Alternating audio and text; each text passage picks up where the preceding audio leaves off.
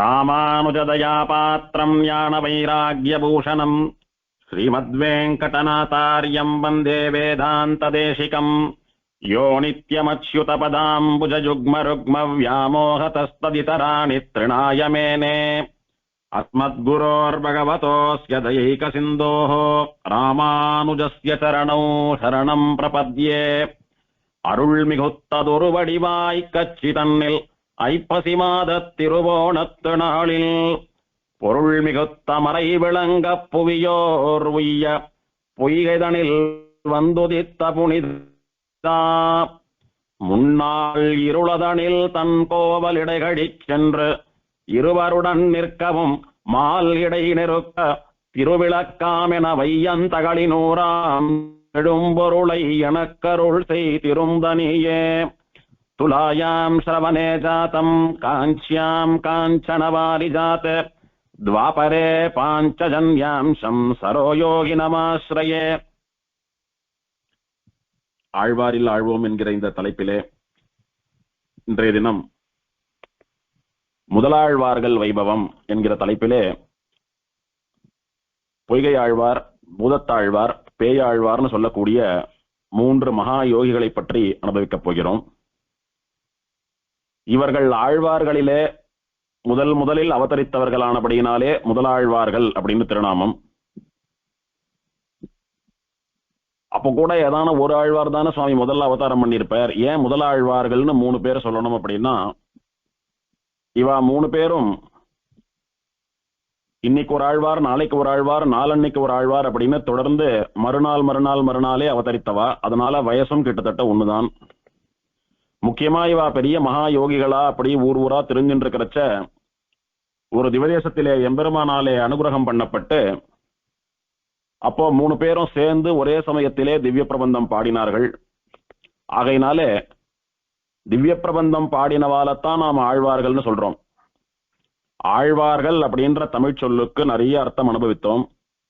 ஆழ்வார்கள் அப்படின்ற தமிழ் சொல்லுக்கு சம்ஸ்கிருதத்திலே திவ்ய சூரி அப்படின்னு சொல்றோம். சூரி அப்படின்னா நித்திய சூரிகள் அப்படின்றதுக்கு சுருக்கமான பதம். சூரி அப்படின்னா நித்திய சூரிகள் அர்த்தம். நித்திய சூரிகளே ஆழ்வார்களா அவதாரம் பண்ணார்கள்னு பார்த்தோம். திவ்ய அப்படின்னா உகந்த, மிகவும் பிரியமான அப்படின்னு அர்த்தம்.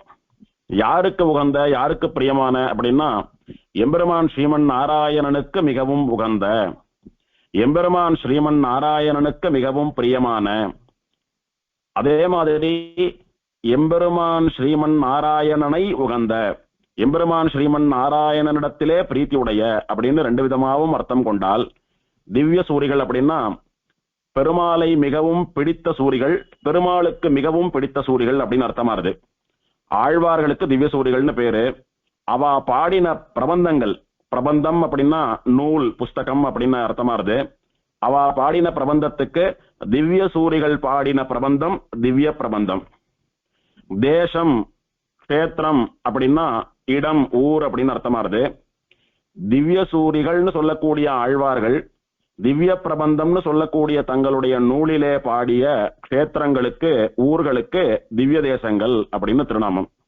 இப்படிதான் அந்த திவ்ய சூரி, திவ்ய கஷேத்திரம், திவ்ய பிரபந்தம் அப்படின்ற திருநாமம் ஏற்பட்டது. இவ 3 பேரும் சேர்ந்து திருக்கோவலூர்ல ஒரு இடத்துல ஒரே சமயத்துல 3 பேரும் எம்பெருமானை அனுபவித்து 3 பிரபந்தங்களை பாடினா. ஆழ்வார்கள் அப்படின்னா பிரபந்தம் பாடினவாதான் ஆழ்வார்கள்னு சொல்றோம். இவா 3 பேரும் ஒரு நாள் முன்ன பின்ன அவதாரம் பண்ணியிருந்தாலும் ஒரே சமயத்திலே பிரபந்தம் பாடினவர்களானபடினாலே இவா 3 பேரும் சேர்த்தே முதலாழ்வார்கள்னு சொல்லப்படுறா. அப்படின்றதுதான் முதலாழ்வார்கள் அப்படின்றதுக்குரிய தாத்பரியம். அதிலே முதலாவது ஆழ்வார் பொய்கை ஆழ்வார்னு சொல்லக்கூடியதான ஆழ்வார். அந்த ஆழ்வார்னுடைய அவதாரத்தை பார்க்கலாம். இப்போ நாமெல்லாம் இருந்துட்டு இருக்கிறது கலியுகம்னு சொல்லக்கூடிய யுகம். இதுக்கு முன்னாலே துவாபர யுகம். அந்த துவாபர யுகத்தினுடைய கடைசி காலத்திலே ஒரு சித்தார்த்தி வருஷம், துலா மாசம்னு சொல்லக்கூடிய ஐப்பசி மாசம், வளர்பிறைன்னு சொல்லக்கூடியதான சுக்லபக்ஷம், அஷ்டமி திதி, செவ்வாய்க்கிழமை, திருவோணம்னு சொல்லக்கூடியதான சிரவண நட்சத்திரத்தன்னைக்கு ஒரு உத்தமமான முகூர்த்தத்திலே முத்தி தரும் நகரேழில் முக்கியமாம் கட்சி அப்படின்னு சுவாமி தேசிகனாலே கொண்டாடப்பட்டதான காஞ்சிபுரத்திலே ஒரு உத்தமமான திருவெக்கா அப்படின்னு சொல்லக்கூடியதான திவ்யதேசம். எம்பெருமான் சொன்ன வண்ணம் செய்த பெருமாள் என்றும் யதோக்தகாரி என்றும் பக்தர்களாலே சேவிக்கப்படுவனாக நம்முடைய சம்சாரம் அப்படின்னு சொல்லக்கூடியதான இந்த நோயை தீர்த்து வைக்கக்கூடிய வைத்தியனாக எம்பெருமான் அங்கே அணையாக சயனித்துக் கொண்டிருக்கிறான். அவனுக்கு வேகாசேத்துன்னு திருநாமம். அந்த எம்பெருமானுடைய சன்னதிக்கு அருகே இருக்கக்கூடியதான ஆச்சரியமான ஒரு பொய்கை, ஒரு புஷ்கரணி, ஒரு குளம். அதிலே ஒரு தாமரை புஷ்பத்திலே எம்பெருமான் திருக்கையிலே ஏந்தி கொண்டிருக்கக்கூடிய பாஞ்சஜன்யம்னு சொல்லக்கூடிய உத்தமமான சங்கினுடைய அம்சமாக இவர் அயோனிஜராக அவதாரம் பண்ணினார். அயோனிஜர் அப்படின்னா நாமெல்லாம் யோனிஜர்கள், ஒரு தாயினுடைய வயிற்றிலே பிறந்தவர்கள். அப்படி ஒரு தாயினுடைய வயிற்றிலே பிறக்காமல் வேற ஏதாவது விசேஷமான வஸ்துக்கள், ஒரு மலரிலோ ஒரு பயிரிலோ ஒரு துளசி செடியின் அருகிலோ அப்படியெல்லாம் அவதாரம் பண்றதுக்கு அயோனிஜால் அப்படின்னு பேரு. நம்மளாட்டம் தாயினுடைய கர்ப்பத்திலே அவதாரம் பண்ணாமல் விசேஷமாக அவதாரம் பண்ணினவர்கள். அதனாலே இவாளுக்கெல்லாம் அயோனிஜர்கள் அப்படின்னு திருநாமம். இந்த ஆழ்வார் பொய்கையில அவதாரம் பண்ண ஆழ்வாரானபடியினாலே பொய்கை ஆழ்வார் அப்படின்னு திருநாமம் இவருக்கு. இவர் ஒரு ரிஷியை போல இருந்தார். எப்போ ஆழ்வார்னு இவாளுக்கு பேரு, எப்ப இவா திவ்ய பிரபந்தம் பாடுறாளோ அப்ப இவாளுக்கு ஆழ்வார்னு பேரு. இவர் திவ்ய பிரபந்தம் பாடினாவிட்டு பொய்கை ஆழ்வார்னு திருநாமம். அதுக்கு முன்னால வரைக்கும் எப்படி இருந்திருந்தார் அப்படின்னா, ஒரு ரிஷியை போலே, ஒரு முனிவரை போலே உலக வாழ்க்கையில் புலன் இன்பங்களில் பற்றில்லாமல் பெருமாள் தாயார் தான் எல்லாம்னு சொல்லி எப்போதும் ஒரு ரிஷியை போலே பகவானை யோகத்தினாலே சேவிக்கக்கூடிய ஒரு முனிவர் போலவே இருந்தார். அதனாலே இவருக்கு பொய்கை முனி அப்படின்னு திருநாமம். சுவாமி தேசிகன் கூட அதிகார சங்கிரகத்திலே ஆழ்வார்கள் விஷயமாக பாசுரம் பாடுகிற போது பொய்கை முனி பூதத்தார் பேயாழ்வார் என்று பொய்கை முனி அப்படின்னு தான் இவர் கொண்டாடுறார். அதே மாதிரி பொய்கை பிரான் அப்படின்னு திருநாமம். பிரான் அப்படின்னா தலைவன், சுவாமின்னு அர்த்தம். 4000 திவ்ய பிரபந்தம் அப்படின்னு சொல்லக்கூடியதான உத்தமமான தமிழ் நூலுக்கு முதல் பிரபந்தத்தை பாடி ஆழ்வார்களுக்கெல்லாம் தலைவர் போல ஆரம்பித்து வைத்தவர் அந்த பரம்பரையை. அப்படின்றதுனால பொய்கை பிரான். பிரான் அப்படின்னா சுவாமி. யாருக்கு சுவாமி? நம்ம எல்லோருக்கும் சுவாமி. ஸ்ரீ வைஷ்ணவர்கள் அனைவருக்கும் சுவாமியாக இருக்கக்கூடியவர், பொய்கையிலே அவதரித்தவர். அதனாலே பொய்கையிலே அவதரித்த எங்களுக்கெல்லாம் பிரானான சுவாமியான பொய்கை பிரான் அப்படின்னு பொய்கை ஆழ்வார், பொய்கை முனி, பொய்கை பிரான் அப்படின்னு 3 விதமான திருநாமங்கள் ஆழ்வாருக்கு. செல்லமா இவர் பொய்கையார் அப்படின்னு சொல்றதும் உண்டு. சம்ஸ்கிருதத்திலே இந்த ஆழ்வாருக்கு காசார யோகி, சரோயோகி என்பதாக 2 திருநாமங்கள். காசாரம் அப்படின்னா பொய்கை, குளம் அப்படின்னு அர்த்தமானது. அதிலே அவதாரம் பண்ண யோகி காசார யோகி. சரஸ் அப்படின்னு சொன்னாலும் குளம், தடாகம் அப்படின்னு அர்த்தமானது. சரஸ்னாலும் பொய்கை தான். சரஸிலே அவதரித்த யோகி சரோயோகி என்பதாக பொய்கை ஆழ்வார், பொய்கை முனி, பொய்கை பிரான், பொய்கையார், காசார யோகி, சரோயோகி என்பதாக ஆழ்வாருக்கு இந்த அர்த்தத்திலே பல திருநாமங்கள் வழங்கப்படுகின்றன. இவருக்கு அடுத்தபடியா 2வது அவதாரம் பண்ணின ஆழ்வார், இந்த பொய்கை ஆழ்வார் அவதாரம் பண்ணின அன்னைக்கு மறுநாள் அதே துவாபர யுகத்தினுடைய கடைசியில் சித்தார்த்தி வருஷத்தில் துலா மாசம்னு சொல்லக்கூடிய ஐப்பசி மாதத்தில் வளர்பிறைன்னு சொல்லக்கூடியதான சுக்லபக்ஷத்தில் நவமி திதியில் புதன்கிழமை அவிட்ட நட்சத்திரம் கூடிய ஒரு சுபயோக சுபதினத்தில் திருக்கடல் மல்லை என்று சொல்கிற திவ்யதேசம், மகாபல்லிபுரம், மாமல்லபுரம் என்றெல்லாம் சொல்கிறோமே, அந்த திருக்கடல் மல்லைன்னு சொல்லக்கூடியதான திவ்யதேசத்திலே ஒரு தீர்த்தத்திலே ஒரு குறுக்கத்தி புஷ்பம்னு சொல்லக்கூடியதான ஒரு மலரிலே எம்பெருமான் கையிலே ஏந்தி கொண்டிருக்கக்கூடிய கௌமோதகின்னு சொல்லக்கூடியதான கதையினுடைய அம்சமாக அவதரித்தவர் இந்த ஆழ்வார்.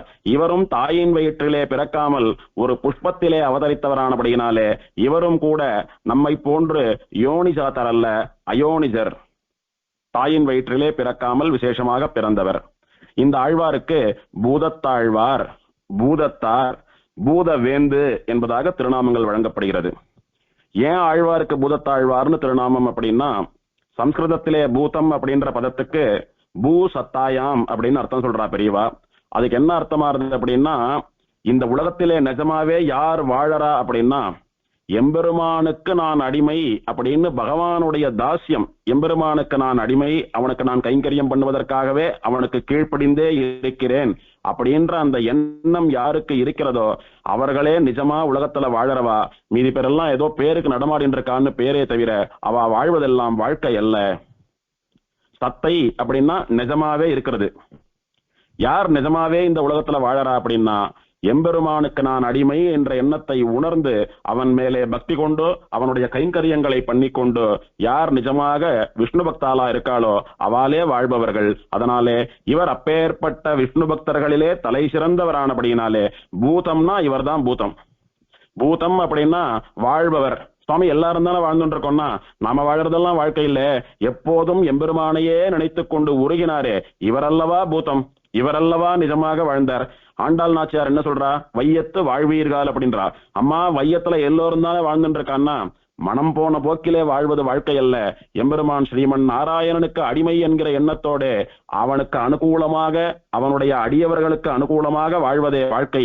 ஆகையினாலே அப்பேற்பட்டவர்களை பார்த்து சொல்லுகிறேன், இந்த பாவை நோன்புக்கு நீங்கள் என்னென்னவெல்லாம் அனுஷ்டிக்க வேண்டும் தெரியுமான்னு நம் தாயாரும் கூட வையத்து வாழ்வீர்கள்னு சொன்னாலே அது அப்படியே சம்ஸ்கிருதத்திலே பூ சத்தாயாம் அப்படின்னு உண்மையிலேயே இந்த பூமியிலே இருப்பவன் பாகவதன் தான் என்பதாக காட்டி கொடுக்கிறார்கள்.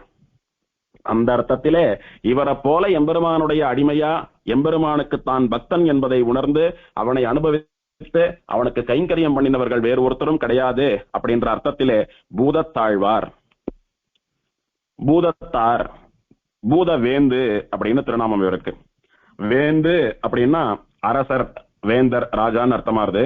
இவர் யாருக்கு வேந்துன்னா சுவாமி தேசிகன் சாதிக்கிறார், கடல் மல்லை காவலனே பூத வேந்தே அப்படின்னு சாதிக்கிறார். பூதங்களுக்கெல்லாம் வேந்து இவர். பூதம்னா என்ன அர்த்தம் சொன்னோம் சுவாமி, ஏதோ பேருக்கு வாழாமல் எம்பெருமானுடைய பக்தர்களா அவன் கைங்கரியத்தை பண்ணி கொண்டு வாழக்கூடிய பாகவதோத்தமர்களுக்கு பூதம்னு பேரு. அப்படி இருக்கக்கூடிய ஸ்ரீ வைஷ்ணவர்களுக்கெல்லாம், அப்படி இருக்கக்கூடிய பரம பாகவதர்களுக்கெல்லாம், அப்படி இருக்கக்கூடிய பரமகாந்தி நிஷ்டர்களுக்கெல்லாம் இவர் வேந்து. வேந்துன்னா ராஜா. ஆகையினாலே பூதங்களுக்கு வேந்தானவர் பூதவேந்து. இவர் திருக்கடல் மல்லைன்னு சொல்லக்கூடியதான திவதேசத்திலே எழுந்தருளி இருந்து நம் ஸ்ரீ வைஷ்ணவ சம்பிரதாயத்தை காவல் காக்கக்கூடிய நம் குலதெய்வம் போன்றவர் என்று சுவாமி தேசிகன் இவரை கடல் மல்லை காவலனே அப்படின்னு கூட்டார். இது இவருடைய திருநாமத்திற்கு அர்த்தம்.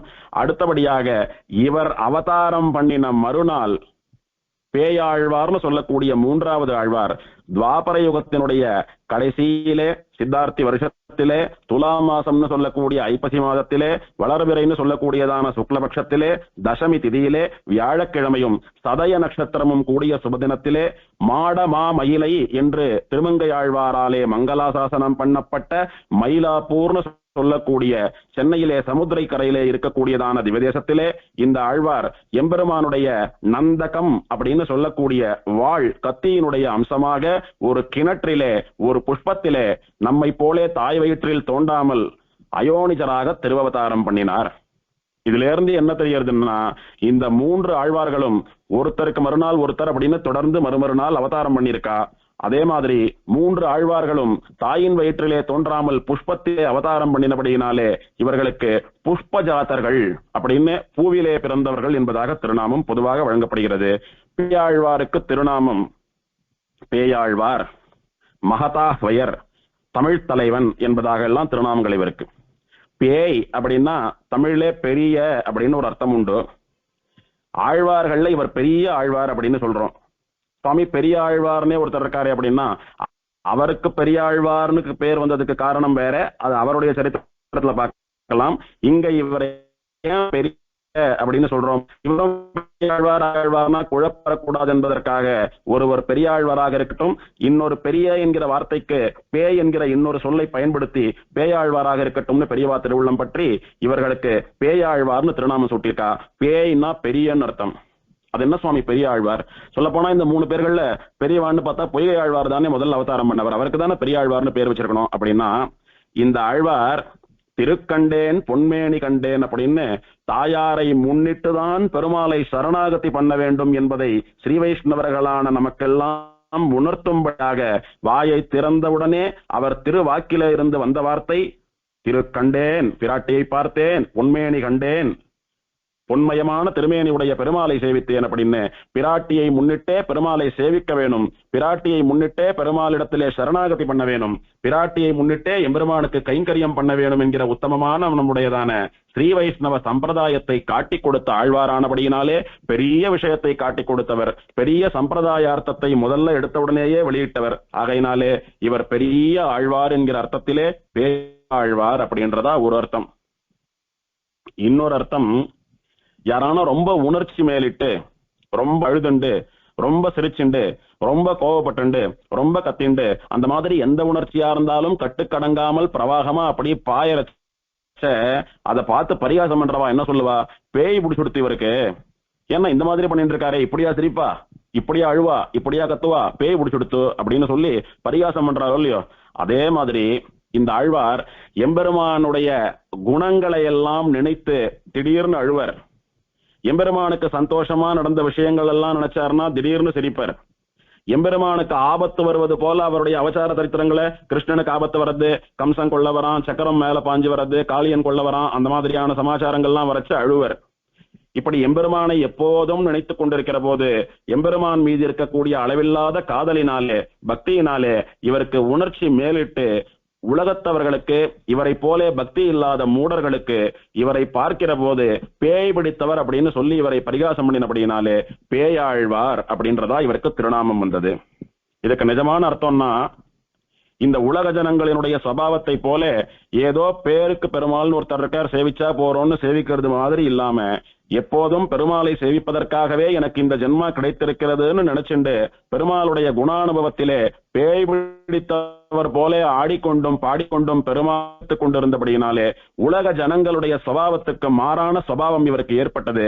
அதனாலே பேயாக இருக்கக்கூடிய ஜனங்கள் இவரை பேய்னு சொன்னார். குலசேகர பெருமாள் தெரிவிக்கிறார் பெருமாள் திருமொழியிலே, பேயரே எனக்கு யாவரும் யானுமோர் பேயரே பேயனே எவர்க்கும் இது பேசியன் அப்படின்னு. நான் பக்தியில அப்படியே ஆடுறேன் பாடுறேன் அழறேன், என்னை பார்த்து எல்லாம் இவருக்கு பேய் பிடிச்சுடுத்துன்னு பரிகாசம் பண்றா. ஆனா என்ன பரிகாசம் பண்றாளே அவளையெல்லாம் பார்த்தாதான் எனக்கு பேயா தோன்றது. ஏன்னா இந்த வாழ்க்கை என்னமோ நிரந்தரம்னு நினைச்சுண்டு பணத்து பின்னாடி பேயாலையரா, புகழினோட பின்னாடி பேயாலையரா, ஆசையின் பின்னாலே பேயாலையரா, எதெல்லாம் நிரந்தரம் இல்லையோ முதல்ல இவனே நிரந்தரம் இல்லை, தான் நிரந்தரமாக இருப்பதாக நினைத்துக் கொண்டு தன்னையும் ஏமாற்றிக் கொண்டு பிறரையும் வஞ்சித்துக் கொண்டு பிறரையும் ஏய்த்துக் கொண்டு தன் வாழ்க்கையை நாசம் பண்ணி கொண்டு எம்பெருமான் ஆச்சரியமான ஒரு உடம்பை கொடுத்திருக்கான். அந்த உடம்பிலே பக்தியோ சரணாகதி பண்ணி அவன் திருவடிகளை அடைந்து இனிமேல் நமக்கு சம்சாரம்னு சொல்லக்கூடியதான இந்த சுழற்சி வைராக்கியம் வராம், எம்பெருமானத்திலே பக்தி பிறக்காம எம்பெருமான் இவன் பேய் பிடித்தவன் போல இவன், ஆகையினாலே இவன் தான் பேய் அப்படின்னு குலசேகர பெருமாள் மத்தவாள் எல்லாம் பார்த்து சொல்றாரு. ஆழ்வாருடையதான பக்தி அவளுக்கு புரிந்திருந்தா ஆழ்வார் அவா பேயின்னு பரிகாசம் பண்ண மாட்டா. அப்படி பண்றாளே சுவாமின்னா அவளுக்கு இந்த மேன்மை தெரியாதபடினால பண்றா, அவாதான் நிஜத்துல பேய் அப்படின்னு அவளுடையதான ஸ்வரூபத்தை ஆழ்வார் நமக்கு எல்லாம் காட்டி கொடுத்தார். அந்த அர்த்தத்திலேதான் இங்கே இவருக்கு பேயாழ்வார் அப்படின்றதா திருநாமம். மகதாஹ்வயர் அப்படின்னா பெரிய ஆழ்வார். என்ன பெரிய ஆழ்வார்? பிராட்டியை முன்னிட்டு கொண்டு பெருமாளை சரணாகதி பண்ண வேண்டும் என்ற சம்பிரதாயத்தை தெரிவித்த ஆழ்வார். சுவாமி 100 பாட்டு சொல்றார் ஆழ்வார், 100 பாட்டையும் பொறுமையா கேட்டு 100 பாட்டுக்கும் அர்த்தத்தை பொறுமையா புரிஞ்சுண்டு அதுக்கப்புறம் எது உசந்த விஷயம் அப்படின்னு தெளிகிற அளவுக்கு பொறுமை இல்லை சுவாமி நமக்கு. அப்போ என்ன பண்ணணும் அப்படின்றத முதலே சொல்லிட்டார் ஆழ்வார். திருக்கண்டேன் பொன்மே நிகண்டேன், பிராட்டியை முன்னிட்டு பெருமாளை சேவித்தேன், அப்படியே சரணாகதி பண்ணணும் என்பதை சாரமான விஷயத்த முதல்ல சொல்லிட்டார் ஆழ்வார். அதனாலே பெரிய காரியம் பண்றீங்க சுவாமி, நீங்க பெரிய ஞானி, பெரிய மகாத்மா, இப்படியா எங்களுக்கு சொல்லி புரிய வைப்பங்க. சொல்ல வேண்டிய விஷயத்த முதல்ல சொல்லிட்டார். இதுக்கப்புறம் கேட்டாலும் சரி கேட்கலன்னாலும் சரி. ஆகையினாலே அந்த பெரிய காரியத்தை மகத்தான காரியத்தை பண்ணினபடியினாலே இவர் மகதாஹ்வயர் பேயாழ்வார் என்று கொண்டாடப்படுகிறார். இவரை திருவரங்கத்தமுதனார் தமிழ் தலைவன் என்று கொண்டாடினார். ஏன் அப்படின்னா தமிழ் மொழியிலே இவரை போல அழகான பாசுரங்கள் இனிமையாக எழுதக்கூடியவர்கள் இல்லை என்று சொல்லும்படியாக ஆச்சரியமா தமிழ் மொழியை கையாண்டிருக்கிறபடியினாலே உலகத் தமிழர்களுக்கெல்லாம் இவரே தலைவனாக கருதப்படுகிறார் என்பதாக தமிழ் மொழியினுடைய ருச்சியிலே ஆழங்கால் பட்ட திருவரங்கத்தமுதனார் இவரை தமிழ் தலைவன் என்பதாக ராமானுஜ சூத்திரந்தாதியிலே கொண்டாடியிருக்கிறார். பேயாழ்வார், மகதாஹ்வயர், தமிழ் தலைவன் என்பதாகவெல்லாம் இவருக்கு திருநாமங்கள். இப்படி 3 ஆழ்வார்களினுடைய அவதாரம், அவளுக்கு ஏற்பட்டதான திருநாமங்கள். அடுத்தபடியா இவா 3 பேரும் சேர்ந்து ஒரு இடத்துல சந்திக்கிறா. அங்கதான் இவா பிரபந்தம் பாட ஆரம்பிக்கிறான்றபடினாலே முதலாழ்வார்களா இவா ஆன சரித்திரம். இவா 3 பேரும் தாயின் வயிற்றிலே பிறக்காமல் அயோனிஜர்களாக தனித்தனி ஊரிலே தனித்தனி நாளிலே பிறந்து ஒருத்தரும் உலக வாழ்க்கையிலே பற்றில்லாமல் பெருமாள் மீது பக்தியோடு கூட திவ்யதேசமாகவும் கஷேத்திரமாகவும் புண்ணிய ஸ்தலங்கள் தோறும் அப்படியே யாத்திரை பண்ணிட்டு இருக்கா. போற இடத்துல எல்லாம் பெருமாளை சேவிச்சுண்டு புண்ணிய நதிகளிலே தீர்த்தமாடி கொண்டு எப்போதும் பெருமாளை யோகத்தினாலும் தியானத்தினாலும் அனுபவித்துக் கொண்டு கிராமீக ராத்தர்களாக, அதாவது ஒரு ஊரில் ஒரு நாளுக்கு மேல் ஒரு இரவுக்கு மேல் தங்குவதில்லை என்ற உறுதியோட கூட ஞானம் மிகுந்தவர்களாக, பக்தி மிகுந்தவர்களாக, உலகப்பற்று இல்லாமல் வைராக்கியம் மிகுந்தவர்களாக இந்த உலகத்தவர்கள் எல்லாம் இவர்களை பார்க்கிற போது இந்த சுவாமிகளாட்டமா நாம ஞான பக்தி வைராக்கியம் உடையவர்களாக இருந்தால் நமக்கு சுலபத்திலே மோட்சம் கிடைக்குமே, அது இல்லாதபடியினால் தானே இப்படி அல்லல் பட்டு கொண்டிருக்கிறோம், இந்த சுவாமிகளாட்டம் தான் நாம இருக்கணும் அப்படின்னு இவர்களை பார்த்து பாடம் கற்றுக்கொள்ளும்படியான ஒரு உதாரண புருஷர்களாக, எடுத்துக்காட்டாக, மகான்களாக இப்படித்தான் வாழ வேண்டும் என்கிற நெறியை உலகத்திற்கு உபதேசம் பண்ணி கொண்டு 3 பேரும் தனித்தனியா திவ்யதேச யாத்திரை பண்ணிட்டு வரா. இதுவரைக்கும் ஒருத்தரும் சந்தித்துக் கொண்டதில்லை. இப்போ இந்த யாத்திரையை பண்ணிட்டு வர இவா 3 பேரும் திருக்கோவலூர்னு சொல்லக்கூடியதான திவ்யதேசத்திலே ஒன்றாக சேரும்படி பெருமாளுடையதான சங்கல்பம். நம்ம 108 திவ்யதேசங்கள்ல நடுநாட்டு திருப்பதிகள்னு சொல்லக்கூடியது திருவகீந்திரபுரம்னு சொல்லக்கூடியதான திவ்யதேசமும் திருக்கோவலூர்னு சொல்லக்கூடியதான திவ்யதேசமும், அந்த திருக்கோவலூர்னு சொல்லக்கூடிய திவ்யதேசத்திலே ஆச்சரியமா பெண்ணையாறு பிரவாகமா ஓடுறது. அந்த பெண்ணையாற்றினுடைய கரையிலே எம்பெருமான் தேகலேசன் என்றும் திருக்கோவலூர் ஆயன் என்றும் திருநாமத்தோடே உலகளந்த பெருமாளாக திரிவிக்ரம சுவாமியாக சேவை சாதித்து அடியவர்களை எல்லாம் அனுகிரகம் பண்ணி கொண்டிருக்கிறான் அந்த எம்பெருமான். அந்த எம்பெருமானுடைய சங்கல்பத்தினாலே அந்த திருக்கோவலூர்னு சொல்லக்கூடியதான திவ்யதேசத்திலே அந்த பெண்ணையாற்றினுடைய கரையிலே மிருகண்டு மகரிஷின்னு சொல்லக்கூடிய ஒரு மகரிஷியினுடைய ஆசிரமம், அது ஒரு வீடு போலே இருக்க அந்த ஆத்துல யாரும் கிடையாதப்போ அந்த சமயத்திலே இவா 3 பேரும் தனித்தனியா அந்த இடத்துக்கு போய் சேர்றா. அதுல முதல் ஆழ்வாரான பொய்கை ஆழ்வார் முதல்ல அந்த இடத்துக்கு வரார். அந்த சமயத்திலே பெருமாள் ஒரு மகா அந்தகாரம், அதாவது ஒரு பெரிய இருட்டு, என்ன இப்படி இருட்டா இருக்கேன்னு அந்த இருட்டை பார்த்தாலே பயம் வரும்படியான ஒரு இருட்டை உண்டு பண்ணி உடனே இடியுடன் கூடிய பெரிய மழையை பெருமாள் உற்பத்தி பண்ணி அப்படியே வரலாறு காணாத மழையா பிரவாகமா வந்துட்டு இருக்கு.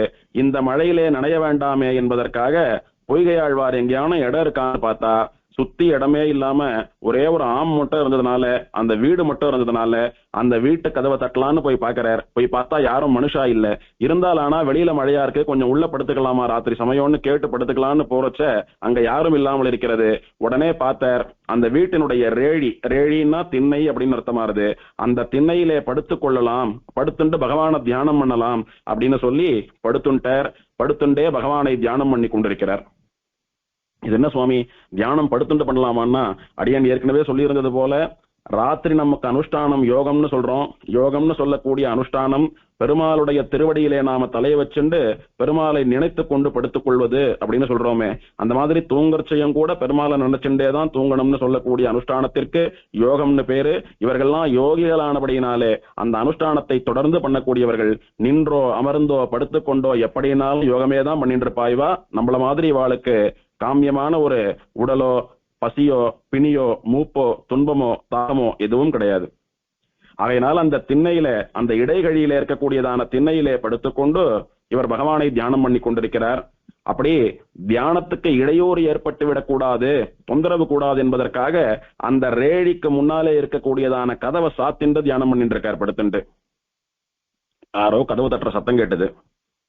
என்ன இது யோகம் பண்ணிட்டு இருக்கிறச்ச யோகத்துக்கு ஒரு இடையூறு வருவது போல யாரோ கதவை தட்டுறாலே, பெருமாளை நினைச்சு நாம பண்ணிட்டு இருக்கக்கூடியதான தியானம் யோகம் நின்று போயிடுமே, இப்படி யோகத்துக்கு ஒரு தடங்கள் வர்றது அப்படின்னு வருத்தப்பட்டு இங்க ஒருத்தர் படுக்கிற மாதிரி தான் இடம் இருக்கு, நான் படுத்துட்டு இருக்கேன், இன்னொருத்தர் இருக்கிற மாதிரி இடம் இல்ல சுவாமி அப்படின்னு உள்ளே இருந்து குரல் மட்டும் கொடுத்தார். வெளியில இருந்தவர், 2வதா வந்தவர், ஒருவர் படுத்துக்கிற இடத்துல 2 பேர் உட்கார்ந்துக்கலாமே, அதனால அடியன் உள்ள வரலாமா அப்படின்னு அவர் கேட்டார். அவர் பேசின தெளிவில இருந்து இவர் ஒண்ணு புரிஞ்சுட்டார். வந்தவர் சாதாரண மனுஷர் இல்ல, நல்ல விஷயம் தெரிஞ்சவர், பேச கற்றவர். அவரும் நிஜமாகவே ஒரு யோகியாகத்தான் இருக்க வேண்டும். அவராலே நம்முடைய யோகத்துக்கு எந்த விதமான ஒரு இடையூறும் வராது. அதனால அவர் தாராளமா உள்ள அழிச்சுக்கலாம் அப்படின்னு சொல்லி, சரி வர இருங்கன்னு போய் கதவை திறக்க அவர் உள்ளவரர். ஒருத்தரை பாத்துக்கிறா, பேசிக்கிறா, விழுந்து சேவிச்சுக்கிறா. வைஷ்ணவோ வைஷ்ணவம் திருஷ்டுவா பிரணாமம் தண்டவத்து அப்படின்னு ஒரு வைஷ்ணவன் இன்னொரு வைஷ்ணவனை பார்க்கிற போது வேறற்ற மரம் போலே கீழே விழுந்து சேவிக்க வேண்டும் அப்படின்னு சாஸ்திரத்திலே சொல்லப்பட்டதை இருவரும் கடைபிடித்து ஒருத்தர் சேவிச்சுக்கா. இரண்டாவதா வந்தவர் திருக்கடல் மல்லைன்னு சொல்லக்கூடிய மகாபலிபுரத்திலே அவதாரம் பண்ணியவரான பூதத்தாழ்வார். அவரும் வந்தார். யோகம் பண்ணிட்டு இருக்கேன், தொந்தரவு ஏற்பட்டுடுமோன்னு நினைச்சேன். நீங்களும் ஒரு யோகியா இருக்கிறபடினால ஒன்னும் தொந்தரவு இல்லை. ரெண்டு பேரும் ஒருத்தர் படுக்கிற இடத்துல ரெண்டு பேரா உட்கார்ந்துட்டு யோகம் பண்ணலாம்னு பேசிட்டு அதுக்கப்புறம் அவ யோகத்துல ஈடுபட்டு பெருமாள் அனுபவிச்சுட்டு இருக்கா. அப்படியே கொஞ்ச நேரம் போறது. இன்னும் கொஞ்ச நேரம் கழித்து யாரோ கதவு தட்டுற சத்தம் கேட்கறது. ரெண்டு பேருடைய யோகமும் தடைப்பட்டது. திரும்பவும் யோகத்துக்கு பங்கம் வரும் போல் இருக்கிறது. யார் வந்திருக்கான்னு சொல்லி வரவர் யோகியா இல்லாம சாமானியமான மனிதராக இருந்தால் யோகம் தடைப்பட்டு விடுமே அப்படின்னு நினைச்சு பயந்து இவா ரெண்டு பேரும் இங்கே ஒருவர் படுக்கலாம், இருவர் உட்காரலாம், இருவர் உட்கார்ந்து கொண்டிருக்கிறோம், மூணாவது ஒருத்தருக்கு இடமில்லை, மன்னிக்கவும் அப்படின்றதாக தெரிவிக்க அங்கே வெளியில இருக்கக்கூடிய மூன்றாவது ஆழ்வாரான திருமயிலைன்னு சொல்லக்கூடிய மயிலாப்பூர்ல அவதாரம் பண்ணின பேயாழ்வார், சுவாமி இருவர் அமரக்கூடிய இடத்திலே மூவர் நிற்கலாமே, மழை ரொம்ப ஜாஸ்தியா இருக்கு, இங்க மழையில நனைய முடியல, அடியேனும் வரேன்னு சொல்ல இவரும் மகா யோகியாகத்தான் இருக்க வேண்டும், அறிவுபூர்வமாக பேசுகிறாரேன்னு சொல்லி ரெண்டு பேரும் போய் கதவை திறந்து வரவேற்றா. அவரும் பரம ஸ்ரீ வைஷ்ணவர். எம்பெருமானுடைய சின்னங்களான திருமண் காப்பு முதலானவற்றையும் தோளிலே சங்கு சக்கரங்களையும் தரித்துக் கொண்டிருக்கிறார்கள். பார்த்த மட்டத்துல இவரும் ஸ்ரீ வைஷ்ணவர், நம்மளாட்ட யோகின்னு புரிஞ்சுண்டு மூணு பேரும் ஒருத்தர் விழுந்து சேவிச்சுண்டு ஒருத்தர் விசாரிச்சு பரிமாறிக்கிறா. அதன் பிறகு மூன்று பேரும் அந்த இடத்திலே நின்று கொண்டு தியானத்திலே ஈடுபடுகிறார்கள். அப்படியேவா மூணு பேரும் தியானத்திலே கண்ணை மூடிண்டு நின்ற கோலத்திலே ஈடுபடுகிற போது நாலாவதா யாரோ ஒருத்தர் வந்து நெருக்கும்படியான ஒரு உணர்ச்சி ஏற்படவே மூணு பேருக்கும் யோகம் தடைப்பட்டது. ஒரு நிமிஷம் தியானம் பண்றத யோகம் பண்றத நிறுத்திட்டு கண்ணை திறந்து பாக்குறா. சுவாமி நீங்க ஏதானும் நெருக்கினீங்களா, இல்ல சுவாமி நீங்க ஏதானு நெருக்கினீங்களா அப்படின்னு மூணு பேரும் ஒருத்தரை மாத்தி ஒருத்தர் கேட்டுக்கிறா. இல்ல நாங்க எல்லாருமே நம்ம எல்லாருமே தியானம் தான் பண்ணிட்டு இருக்கோம், யாரையும் நெருக்கல அப்படின்னு சொன்ன உடனே இந்த நாலாவதாக நெருக்கக்கூடியவர் யார் அப்படின்னு பார்க்கணும். ஆனா இப்ப பெரிய இருட்டா இருக்கு, விளக்கு ஏதானு இருந்தா இந்த நாலாவதா நெருக்கிறவா யாருன்னு பார்க்கலாம். நாம மூணு பேரும் ஒருத்தருக்கு ஒருத்தர் இல்லைன்னு சொல்லிட்டு இருக்கோம், ஆனா நாலாவதா யாரோ போட்டு நெருக்கும்படியாக இருக்கிறது அப்படின்னு இவா பேசிக்கிறா. இது யாருன்னா இந்த மூன்று ஆழ்வார்களுடைய வாயாலே திவ்ய பிரபந்தத்தை வரவழைத்து இந்த உலகத்திலே மோட்சம் வேண்டும் என்று ஆசைப்படாமல் சம்சாரத்திலே சுழன்று அவஸ்தைப்பட்டு கொண்டிருக்கிற ஜனங்களை இவா வாயிலே திவ்ய பிரபந்தத்தை பாட வைத்து அதிலே சரணாகதி பண்ண வேண்டும் என்று சொல்லி புரிய வைத்து இவர்கள் பக்தியின் மூலமாகவும் சரணாகதியின் மூலமாகவும் எம்பெருமானை அடையக்கூடியதான மோட்ச மார்க்கத்தை அவர்களுக்கெல்லாம் காட்டிக் கொடுக்க வேண்டும் என்று அந்த திருக்கோவலூர் பெருமாள் தேகலீசன் சங்கல்பம் பண்ணி கொண்டு இந்த மூன்று ஆழ்வார்கள் வாயிலிருந்து பிரபந்தத்தை வர வைக்கணும் அப்படின்னு சங்கல்பம் பண்ணிதான் இந்த ஊருக்கு இந்த ஆழ்வாரை வரவழைத்து மூணு பேரையும் ஒன்னா சந்திக்கும்படியாக பண்ணினான். அதே எம்பெருமான் இப்பேற்பட்ட பக்தர்களோட கூட நாம போய் கலந்து பரிமாற வேண்டுமேன்னு இவர்கள் இருக்கிற இடம் தேடி பெருமாள் வந்திருக்கான். பகவத்கீதையில கண்ணன் சாதிக்கிறான், ச மகாத்மாசு துர்லபகா வாசுதேவ சர்வமிதி ச மகாத்மாசு துர்லபகா. எல்லாம் கண்ணன் அப்படின்னு உணர்ந்திருக்கிற மகாத்மா கிடைப்பதற்கு ரொம்ப கஷ்டம். அப்பேற்பட்ட மகாத்மாக்கள் இருக்காள்ல அவள்லாம் மகா ஞானிகள். அந்த ஞானிகள் யாருன்னா எனக்கே அவர்கள் உயிர் போல, நானே அவளை என்னுடைய உயிராட்டம் நினைக்கிறேன் அப்படின்னு ஞானீத்து ஆத்மைவ மேமதம் அப்படின்னு பகவத்கீதையிலே பெருமாள் தெரிவித்தான். அப்படி எம்பெருமானுக்கே உயிர் போல இருக்கக்கூடிய பெரிய மகாத்மாக்கள் கிடைப்பதற்கு அரியவா. அதனால எம்பெருமான் இவாளை தேடி வரான். சுவாமி ச மகாத்மாசு துர்லபகா. இந்த மாதிரி மகாத்மாக்கள் கிடைக்கிறது கஷ்டம்னா யாருக்கு கஷ்டம் சுவாமி? நம்மளாட்ட சாதாரண மனுஷாளுக்கு கஷ்டமானா அது மட்டும் இல்ல, பெருமாளுக்கே இந்த மாதிரி மகான்கள்லாம் கிடைக்கிறது கஷ்டமா. ஏன்னா நாம எல்லாம் பெருமாள் இடத்துல வாயை திறந்து அதை கூட இது கூட ஏதோ கேட்கிறோம், கேட்காதவா இல்ல, யாருக்கு என்ன வேணுமோ கேட்கிறோம், அதுவும் தப்பு இல்ல. ஆனால் அது வேணும் இது வேணும்னு எதுவுமே கேட்காம நீயே போரும், உன்னை அனுபவிக்கக்கூடிய இந்த பாக்கியமே போரும், உனக்கு பண்ணக்கூடிய கைங்கரியமே போரும், உன் அருகிலே இருந்தாலே போரும்னு எதையுமே எதிர்பார்க்காமல் பெருமாளுடையதான அனுகிரகத்தையும் அன்பையும் மட்டுமே எதிர்பார்க்கக்கூடியவர்கள் இருக்கிறார்களே அவள்லாம் பரமை காந்திகள். அவளுக்கு எதிலும் ஆசை இல்ல, பெருமாள் திருவடிகள்ல கைங்கரியம் பண்ணக்கூடியதான மோட்சத்திலே மட்டும்தான் அவர்களுக்கு ஆசை. ஆகையினாலே இவர்களெல்லாம் அதாவது எதுவுமே வேண்டாம் சுவாமி, எனக்கு நீ கிடைச்சா போறோம் அப்படின்னு சொல்லக்கூடியவாள்லாம் பெருமாளுக்கே கிடைப்பதற்கு அரிய மகா யோகிகள் அப்படின்றபடினாலே இந்த மாதிரி ஒருத்தர் கிடைக்கிறதே கஷ்டம். 3 பேர் மகா யோகிகள், எதையும் எதிர்பார்க்காமல் என்னையே தியானம் பண்ணி கொண்டிருப்பவர்கள். அவ 3 பேரும் சேர்ந்து வந்திருக்காளே, அவ கூட போய் பேசி கலந்து பரிமாறாம பெருமாள் விட்டுடுவானா? ஆகையினாலே அந்த தேகலீசப்பர்கள் என்ன பண்ணினான், இவர்கள் கண்ணுக்கு தெரியாதபடி இவன் வந்து இவர்கள் 3 பேருக்கு நடுவுல இவாள நெருக்கின்றிருக்கான் பெருமாள். அந்த 4வதா இருக்கக்கூடிய நபர் யாருன்னு தெரிஞ்சுக்கிறதுக்காக இவன் முயற்சி பண்ணிட்டு இருக்கான். இப்ப அந்த எம்பெருமான் இப்பேற்பட்ட பக்தர்களோடு பேசவும், அவர்கள் உடம்பு என் மேல படவும், அவளோட சேர்ந்து நான் கொஞ்ச நேரம் கழிக்கவும் எனக்கு கொடுத்து வைக்க வேண்டுமே அப்படின்னு பெருமாள் இவாள நினைச்சு பாக்கியப்பட்டு வந்து நிக்கிறான் இங்க. அதாவது பெருமாள் ஏன் அவதாரம் பண்றார் அப்படின்னு பகவத்கீதையில கண்ணன் சாதிக்கிறச்ச, துஷ்டர்களை சம்ஹாரம் பண்றதுக்குன்னா அது கூட 2வது தான். அப்ப எது முக்கியம் அப்படின்னா, அவனுடைய பரம பக்தர்களான பாகவதாலோடைய கூட கலந்து பரிமாறி பேசுவதற்கும் பழகுவதற்கும் தான் பிரதானமாக வருகிறான். ஏன்னா துஷ்டர்களை சம்ஹாரம் பண்றது கூட ஸ்ரீவைகுண்டத்தில இருந்தே அவனால பண்ண முடியும். அங்க இருந்து சுதர்சன ஆழ்வான்னு சொல்லக்கூடிய சக்கரத்தை ஏவி விட்டானா அவர் இங்க வந்து காரியத்தை முடிச்சுட்டு போய் சேர்ந்துருவாருங்க. ஆனா பெருமாள் ஏன் இறங்கி வரான் அப்படின்னா, மகான்களான பக்தர்கள், நிருசிம்மன் வந்தது ஹிரண்ய சம்ஹாரம் பண்றதை விட முக்கியமான காரணம் பிரகலாதனோடைய கலந்து பரிமாறுவதற்காக. அந்த மாதிரி பாகவதாலோடு கூட பக்தாலோடு கூட எம்பெருமான் கலந்து பரிமாற வேண்டும் என்று ஆசைப்படுகிறபடியினாலே எம்பெருமான் தானாக வருகிறான். இப்பேற்பட்ட பாகவதர்களோடு சேர்ந்து நாம் இடிபட வேண்டும், அவர்களுடையதான பேச்சை காதாலே கேட்க வேண்டும், அவர்களோடு கொஞ்ச நேரம் இருக்க வேண்டும், அவர்களை பார்க்க வேண்டும் என்கிற ஆசையோடு ஒரு தாய் போலே பெருமாள் வந்து அங்கே நிற்கிறார். இப்போ வெளியில நல்லா மழை பெஞ்சுட்டு இருக்கு, நம்முடைய யோகத்துக்கு தடையா இருக்கிறது அப்படின்னு நான் முதல்ல இந்த ஆத்தர் ஏழில வந்து படுத்துட்டு யோகம் பண்ணிட்டு இருந்தேன் அப்படின்னு பொய்கை ஆழ்வார் சொல்றார். நானும் அதுக்காக தான் வந்தேன்னு மற்ற ஆழ்வார்கள் சொல்றா. இப்போ 3 பேருமா சேர்ந்து யோகம் பண்ணிட்டு இருக்கோம். நின்றுண்டாவது ராத்திரி எல்லாம் யோகம் பண்ணிட்டு விடிஞ்சா விட்டு போலான்னு பார்த்தா யாருன்னே தெரியாமல் இருக்கிறாளே அப்படின்னு கொஞ்சம் குழம்பினான். குழம்பி இருட்டில் இருக்கக்கூடிய வஸ்துவை பார்க்கணும்னா விளக்கேத்தணும் இல்லையோ, அதனால விளக்கேத்தணும் அப்படின்னு முடிவு பண்ணினான்.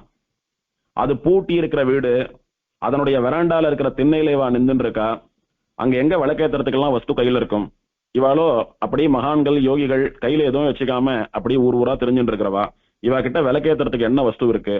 அதனால பொய்கை ஆழ்வார் மகான் ஞானியானபடினால என்ன பண்ணார், வையம் தகழியா, தகழி அப்படின்னா அகல் விளக்கு, இந்த உலகத்தை அகல் விளக்காகவும் இந்த உலகத்திலே இருக்கக்கூடிய சமுத்திரன் ஜலம் கடல் இருக்கு பாருங்க, அந்த கடலை நெய்யாகவும் ஆக்கி, சரி அகல் வச்சா எடுத்து அதுல நெய்க்கு பதிலா சமுத்திர ஜலம் சேர்த்தா எடுத்து அங்க நெருப்பு வேணுமேனா கதிரோன் உஷ்ணமாக சுட்டு கொண்டிருக்கக்கூடிய சூரியனை நெருப்பாக ஆக்கி இந்த உலகத்தையே ஒரு விளக்காக ஏற்றினார். வையம் தகழியா வார்கடலே நெய்யாக வெய்ய கதிரோன் விளக்காகி அப்படின்னு ஆரம்பித்து இந்த உலகத்தை கொண்டே ஒரு விளக்கை ஏற்றினார் தன்னுடைய பாடல் மூலமாக பொய்கை ஆழ்வார்.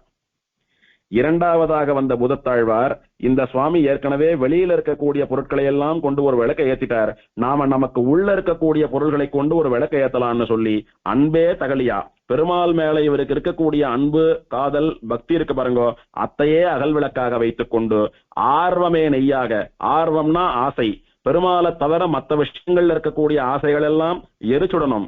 ஏன்னா அதை நாம எரிக்கலன்னா அது நம்மளை எரிச்சுடும். பெருமாளை பத்தின ஆசை முத்தி போச்சுன்னா மோட்சம் கிடைக்கும், அதுல ஒரு ஆபத்தும் இல்லை. பெருமாளை தவிர வேறு எந்த விஷயத்திலும் ஆசைன்னு அளவோட தான் இருக்கணும். ஆசை அளவுக்கு அதிகமா போயிடுச்சுன்னா அது எந்த ஆசையா இருந்தாலும் அந்த ஆசையே நம்மளை எரிச்சிடும். அதனால விவேகம் இருக்கக்கூடிய ஞானிகளான ஆழ்வார் ஆச்சாரியர்கள்லாம் என்ன பண்ணுவான்னா, நம்மளை அந்த ஆசை எரிப்பதற்கு முன்னாலே அந்த ஆசையை நாம எரித்து விட வேண்டும் என்று நினைத்து அன்பை தகழியாக அகல் விளக்காக வைத்துக் கொண்டு ஆசையை நெய்யாக ஊற்றி இன்புருகு சிந்தை இடுதிரியா, அதாவது விளக்கேத்தினா நெருப்புல அப்படியே அந்த எண்ணெய் உருகி வரதோ இல்லையோ, அந்த மாதிரி பெருமாளை நினைத்து உருகக்கூடிய தன்னுடைய சிந்தை, தன்னுடைய யோசனை, தன்னுடைய மனசு புத்தி இருக்கு பாருங்க, அதை திரியாக வைத்து தன்கிட்ட இருக்கிற வஸ்துக்களை கொண்டே ஒரு விளக்கேற்றினர். பொய்கையாழ்வார் உலகத்திலே இருக்கக்கூடிய வஸ்துக்களை கொண்டு ஒரு விளக்கேற்றினார், பூதத்தாழ்வார் தன்னிடத்திலே இருக்கக்கூடிய வஸ்துக்களை கொண்டு ஒரு விளக்கேற்றினார். இவா 2 பேரும் ஏத்தின விளக்குல அங்க இருக்கக்கூடியவா யாருன்னு கண்டுபிடிக்கலாம்னு இவாளுடையதான திட்டம். முதத்தாழ்வார் அன்பே தகலியா ஆர்வமே நெய்யாக இன்புருகு சிந்தை எடுதிரியான்னு அன்பை கொண்டு விளக்கேற்ற இந்த 2 விளக்குகளை கொண்டும் 3வது ஆழ்வாரான பேயாழ்வார் திரு கண்டேன் பொன்மேனி கண்டேன் அப்படின்னு எடுத்த உடனே கண்டேன் அப்படின்னு பாடுறார். அப்படின்னா இவா 2 பேரும் ஏத்தின விளக்கிலேயே அங்க பெருமாள் தெரியறார். சுவாமி, இதுல ஒரு சந்தேகம். முதல் ஆழ்வாரும் ஆச்சரியமா விளக்கேத்தினார், அவரும் பெரிய யோகி, அவர் ஏத்தினப்பவே பெருமாள் தெரிஞ்சிருக்கலாமே, எதுக்கு 2 விளக்கு ஏத்தினாதான் பெருமாள் தெரியவாரா அப்படின்னா, பெருமாளுக்கு என்ன நோக்கம் அப்படின்னா, இவா வாயாலே பாசுரம் வாங்க வேணும். இவா 2 பேரும் விளக்கு ஏத்தியா எடுத்து இனிமேல் சேவை கொடுத்தா 3 பேரும் சேர்ந்து பிரபந்தத்தை பாடுவா. அதனால இவா வாயில பாசுரம் வர வரைக்கும் காத்துன்னு இருக்கணும்ன்றதுக்காக தான் பெருமாள் சேவையை மறைச்சுட்டு இருந்தானே ஒழிய, முதல் ஆழ்வார் விளக்கேற்றிய போதே சேவை கொடுத்திருந்தால் அடுத்த ஆழ்வார் விளக்கேற்றி இருக்க மாட்டாரா என்னமோ. ஆகையினாலே நமக்கு பாசுரம் வர வேண்டும் என்பதற்காக எம்பெருமான் ஆச்சரியமாக 3 பேர் வாய் திறந்து பிரபந்தம் பாடும் வரையும் காத்திருந்தான். 3வது ஆழ்வார் இவர்கள் 2 பேரும் ஏத்தின விளக்கில எம்பெருமானை சேவிக்கிறார். முதல்ல எம்பெருமானுடைய திருமார்பிலே இருக்கக்கூடிய தாயார் பிராட்டியை பார்க்கிறார். பிராட்டியை முன்னிட்டு கொண்டுதான் எம்பெருமானை சேவிக்க வேண்டும், சரணாகதி பண்ண வேண்டும் என்கிற சம்பிரதாயத்தை காட்டிக் கொடுப்பது போல திருக்கண்டேன், அடுத்தது பொன்மேனி கண்டேன் அப்படின்னு ஸ்வர்ணமயமான எம்பெருமானுடைய திருமேனியை கண்டார். இப்படி பிராட்டியை முன்னிட்டு எம்பெருமானை சேவிப்பதாகிற நம் சம்பிரதாயத்தை நமக்கு காட்டிக் கொடுத்த மகானாக இந்த ஆழ்வார் கருதப்படுகிறார். திருக்கண்டேன் பொன்மேனி கண்டேன் திகழும் அருக்கண் அணிநிறமும் கண்டேன் என்று தொடங்கி இவர் ஒரு 100 பாசுரங்களாலே பாடினார். இந்த திருக்கண்டேன் இவர் பாடினாரே, அது எப்பேற்பட்டதான ஒரு உத்தமமான ஒரு சம்பிரதாயம் அப்படின்னா, கிருஷ்ணாஜினேன சம்பிருண்வண்ணு வதோம் பக்ஷஸ்தலாலயாம் அப்படின்னுட்டு திரிவிக்ரமாவதாரத்துக்கு முன்னால வாமனாவதாரம் பண்ணினான் பெருமாள். வாமனாவதாரம் பண்றச்ச ஒரு பிரம்மச்சாரியா சின்ன பையனா அப்பதான் உபநயனமா இருக்கிற ஒரு வட்டுவா பெருமாள் மகாபலியனுடைய யஜ்ஞவாட்டிகைக்கு போறான், யாச்சகம் பண்ணணும்னு போறான். அப்போ நிஜமாவே இவன் இப்பதான் உபநயனமான ஒரு பிரம்மச்சாரி குழந்தை இல்ல, இவன் கல்யாணமானவன். ஸ்ரீதேவி பூமிதேவி நீலாதேவின்னு 3 ஆம்படியா இருக்கா இவனுக்கு. அப்படி இருக்கிறச்ச பிரம்மச்சாரி ஆட்டமா தட்டாட உடுத்தின்ட்டு, பிரம்மச்சாரிகள் ஆட்டமா ஒரு பூணல் போட்டுண்டு, பிரம்மச்சாரி ஆட்டமா கையில பலாச தண்டமும் கமண்டலமும் வைத்துக் கொண்டு, பிரம்மச்சாரி ஆட்டமா தாழங்குடையை ஏந்தி கொண்டு, பிரம்மச்சாரி ஆட்டமா ஆச்சரியமா அந்த இடத்துக்கு போய் நிக்கிறான். பார்த்தா ஏதோ பிராமண குழந்தை இப்பதான் உபநயனமாயிருக்கு, பூணல் போட்டு நிக்கிறதுன்னு சொல்ல, சொட்ட சொட்ட அழகோடு கூட தேஜஸோடைய கூட நிக்கிறான் பெருமாள். பார்த்தான். உன் பேர் என்ன அப்படின்னு கேட்டா, எனக்கு நிறைய பேர் இருக்கு, எதை சொல்ற அப்படின்னா, ஓஹோ பேர் கூட தெரியாது போட்டு இருக்குப்பா அவனு தப்பா நினைச்சுட்டான். இவன் அம்மா அப்பா யாருன்னா யாரும் இல்லைன்னா, ஏன்னா இவன் தான் எல்லாருக்கும் அம்மா அப்பா. எந்த ஊர் அப்படின்னா எல்லா ஊரும் என்னோடதுதான். ஐயோ பாவம் ஊர் கூட இல்ல போல் இருக்கு. சரி அம்மா அப்பா யாரும் இல்ல, பேர் தெரியாது, ஊர் இல்ல, இந்த மாதிரியா கஷ்டப்படக்கூடிய ஒரு குழந்தைக்குத்தானே தானம் கொடுக்கணும், அப்பதானே யாகம் நல்லபடியா நடக்கும்னு சொல்லி, உனக்கு என்ன வேணும்னு கேட்டா, எனக்கு 3 அடி நலம் கொடுன்னு கேட்டான்.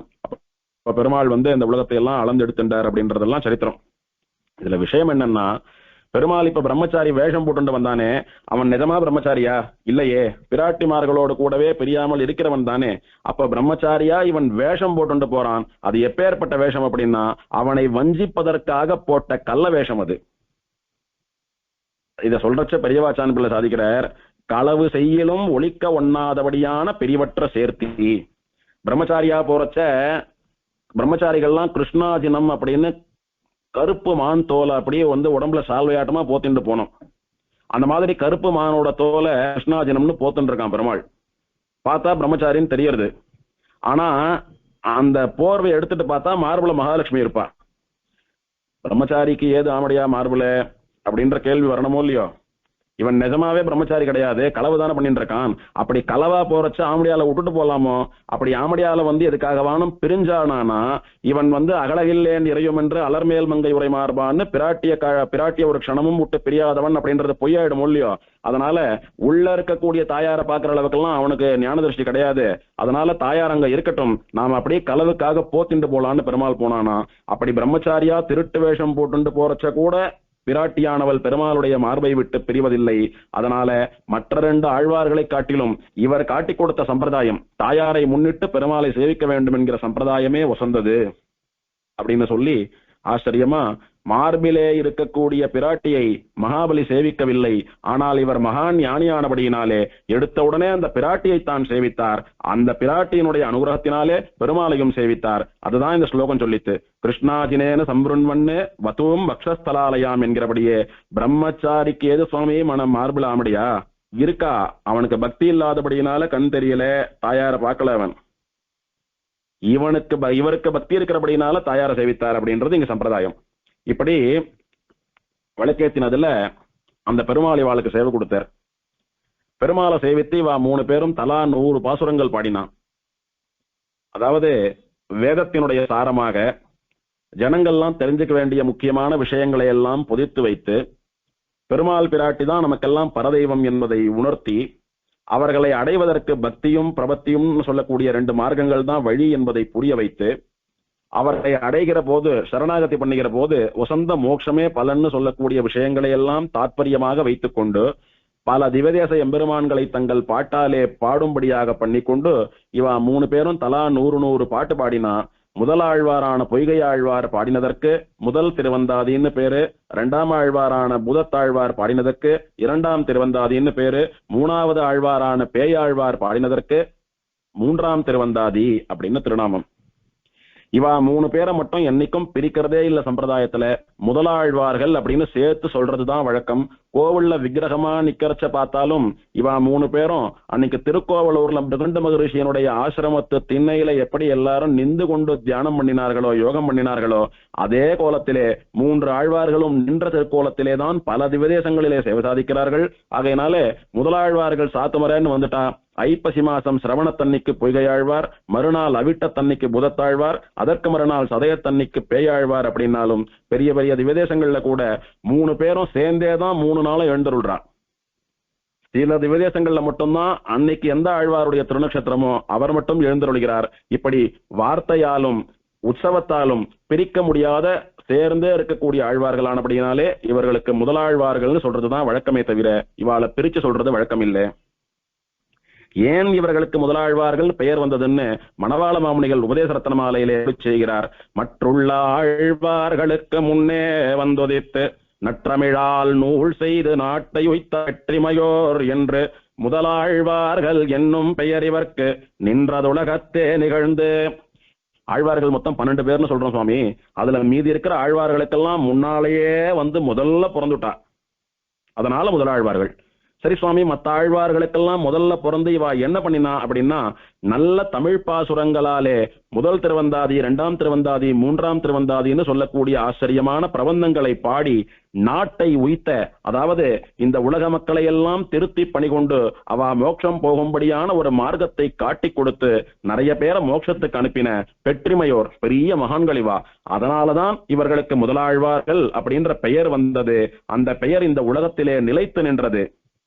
பொய்கை ஆழ்வார், புதத்தாழ்வார், பேயாழ்வார்னு சொல்றதை விட முதலாழ்வார்கள்னு சொன்னாதான் பிரசித்தமா தெரியறது. அந்த அளவுக்கு இந்த பேர் இந்த உலகத்திலே இன்றும் நிலைத்து நிற்கிறதுன்னா இவா மற்ற ஆழ்வார்களுக்கெல்லாம் முன்னால வந்து 3 பிரபந்தம் பாடி நிறைய பேரை மோட்சத்துக்கு அனுப்பினதுதான் காரணம் என்பதாக மணவாள மாமுனிகள் காட்டி கொடுத்தார். இந்த முதலாழ்வார்கள் இருக்காளே, இவாளுடைய பெருமையை ஆழ்வார்களே பாடி இருக்கிறார்கள் அப்படின்னா அத்தனை பெரிய யோகிகள் எல்லாம். எல்லாத்துக்கும் பிரதான காரணம் எல்லாருக்கும் முன்னாலே வந்து திவ்ய பிரபந்தம்னு சொல்லக்கூடியதான சம்பிரதாயத்தை ஆரம்பித்து வைத்தவா. இவா 3 பேர் பாடின பிரபந்தங்களுக்கு முன்னாலே எந்த ஆழ்வாரும் புறக்கவும் இல்லை, பிரபந்தம் பாடவும் இல்லை. ஆகையினாலே ஆழ்வார்கள் சம்பிரதாயத்தை முதல்ல ஆரம்பிச்சவா இவாதான். தமிழிலே திவ்ய பிரபந்தங்கள் பாடுவது என்ற சம்பிரதாயத்தை ஆரம்பிச்சவா இவாதான்.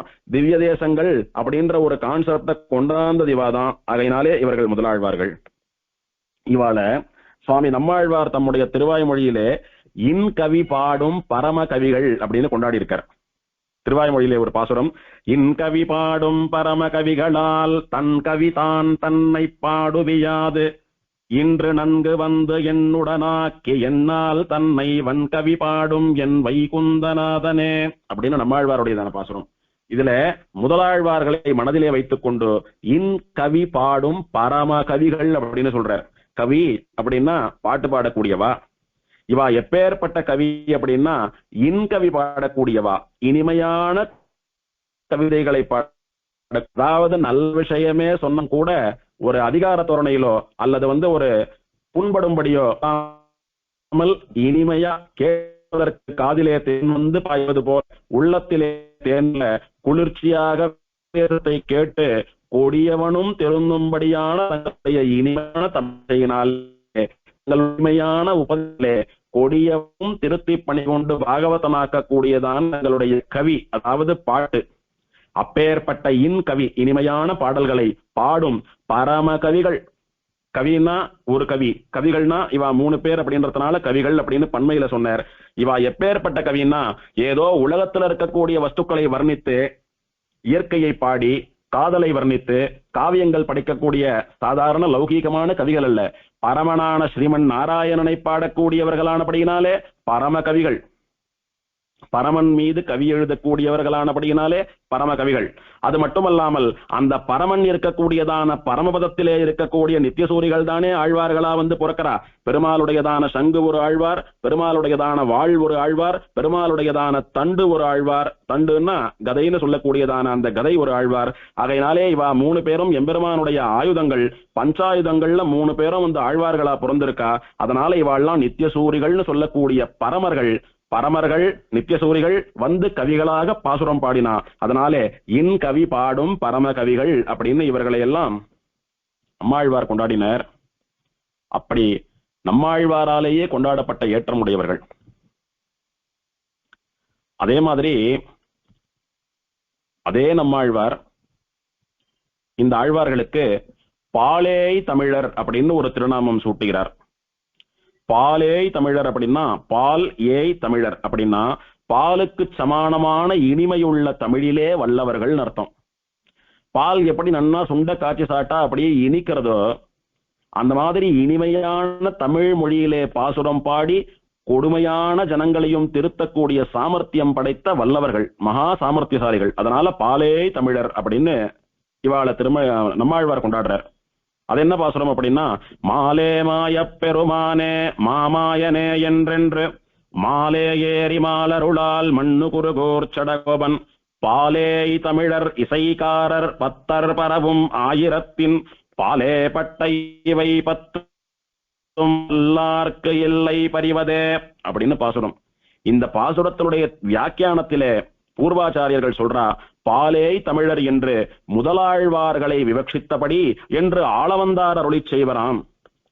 சுவாமி ஆளவந்தார்னு சொல்லக்கூடிய நம்ம பரமாச்சாரியர் பெரிய முதலியார் திருவாய்மொழி பாசுரங்களுக்கு அர்த்தத்தை காலக்ஷேபமாக சாதிக்கிற போது இங்கே பாலேய் தமிழர் அப்படின்றது முதலாழ்வார்களை குறிக்கிறது அப்படின்னு அர்த்தம் சாதித்திருக்கிறார். அதுக்கு மேல என்ன பிரமாணம் போகணும் ஆளவந்தாருக்கு மேல? ஆகையினாலே ஆளவந்தார் சாதித்தபடி பாலேய் தமிழர்கள் யாருன்னா முதலாழ்வார்கள் அப்படின்னு இங்கே தாத்பரியம். நம்மாழ்வார் 2 பாசுரங்களினாலே இவர்களை கொண்டாடினார். நம்மாழ்வாரினுடைய பாசுரங்களுக்கு வியாக்கியானம் போலே திவ்ய பிரபந்தம் பாடிய திருமங்கையாழ்வார் இவர்களை செந்தமிழ் பாடுவார் அப்படின்னு கொண்டாடுறார். திருமங்கையாழ்வார் காஞ்சிபுரத்திலே இருக்கக்கூடிய அஷ்டபுஜகரம்னு சொல்லக்கூடியதான திவதேசத்தை எம்பெருமான் அட்டபுஜ பெருமாளை பாடுகிற போது, வெந்திரல் வீரரில் வீரரொப்பார் வேதம் உரைத்து இமையோர் வணங்கும் செந்தமிழ் பாடுவார் தாம் வணங்கும் தேவர் இவர் கொள்தெரிக்க மாட்டேன் வந்து குருளருவாய் நிமிர்ந்து மாவலி வேள்வியில் மண்ணளந்த அந்தனர் போன்று இவர் ஆர்கொளென்ன அட்டபுயகரத்தேன் என்றாரே அப்படின்னு அந்த பெருமாளை பாடுறச்ச செந்தமிழ் பாடுவார் தாம் வணங்கும் தேவர் அப்படின்னு செம்மையான தமிழிலே பாசுரம் பாடக்கூடியவர்களாலே வணங்கப்பட்ட பெருமாள் அப்படின்னு சொல்றபடினாலே அந்த செந்தமிழ் பாடுவார் யார் அப்படின்னா முதலாழ்வார்கள். பாடுவார் அப்படின்னு பன்மையிலே சொல்லப்பட்டபடியினாலே சேர்த்தே சொல்லப்படுகிற 3 பேர் முதலாழ்வார்கள் அப்படின்னு வியாக்கியானம். அங்கே இப்படி திருமங்கையாழ்வாரும் கொண்டாடினார். அந்த கலியனுரை குடிகொண்ட கருத்துடையோன்னு சொல்லக்கூடிய நம்முடைய சுவாமி தேசிகனும் தம்முடைய ரகசியத்திரைய சாரத்திலே இந்த 3 ஆழ்வார்கள் விஷயமாக ஆச்சரியமான ஒரு பாசுரம் பாடுகிறார். பாட்டுக்குரிய பழையவர் மூவரை பண்டொரு கால் மாட்டு கருள் தருமாயன் மலிந்து வருத்துதலால் நாட்டுக்கிருள் செக நான்மறை அந்தி நடை விளங்க வீட்டு கிடை கழிக்க வழிகாட்டும் அம்மி விளக்கே அப்படின்னு ஆச்சரியமான பாசுரம். இவெல்லாம் யார் தெரியுமா?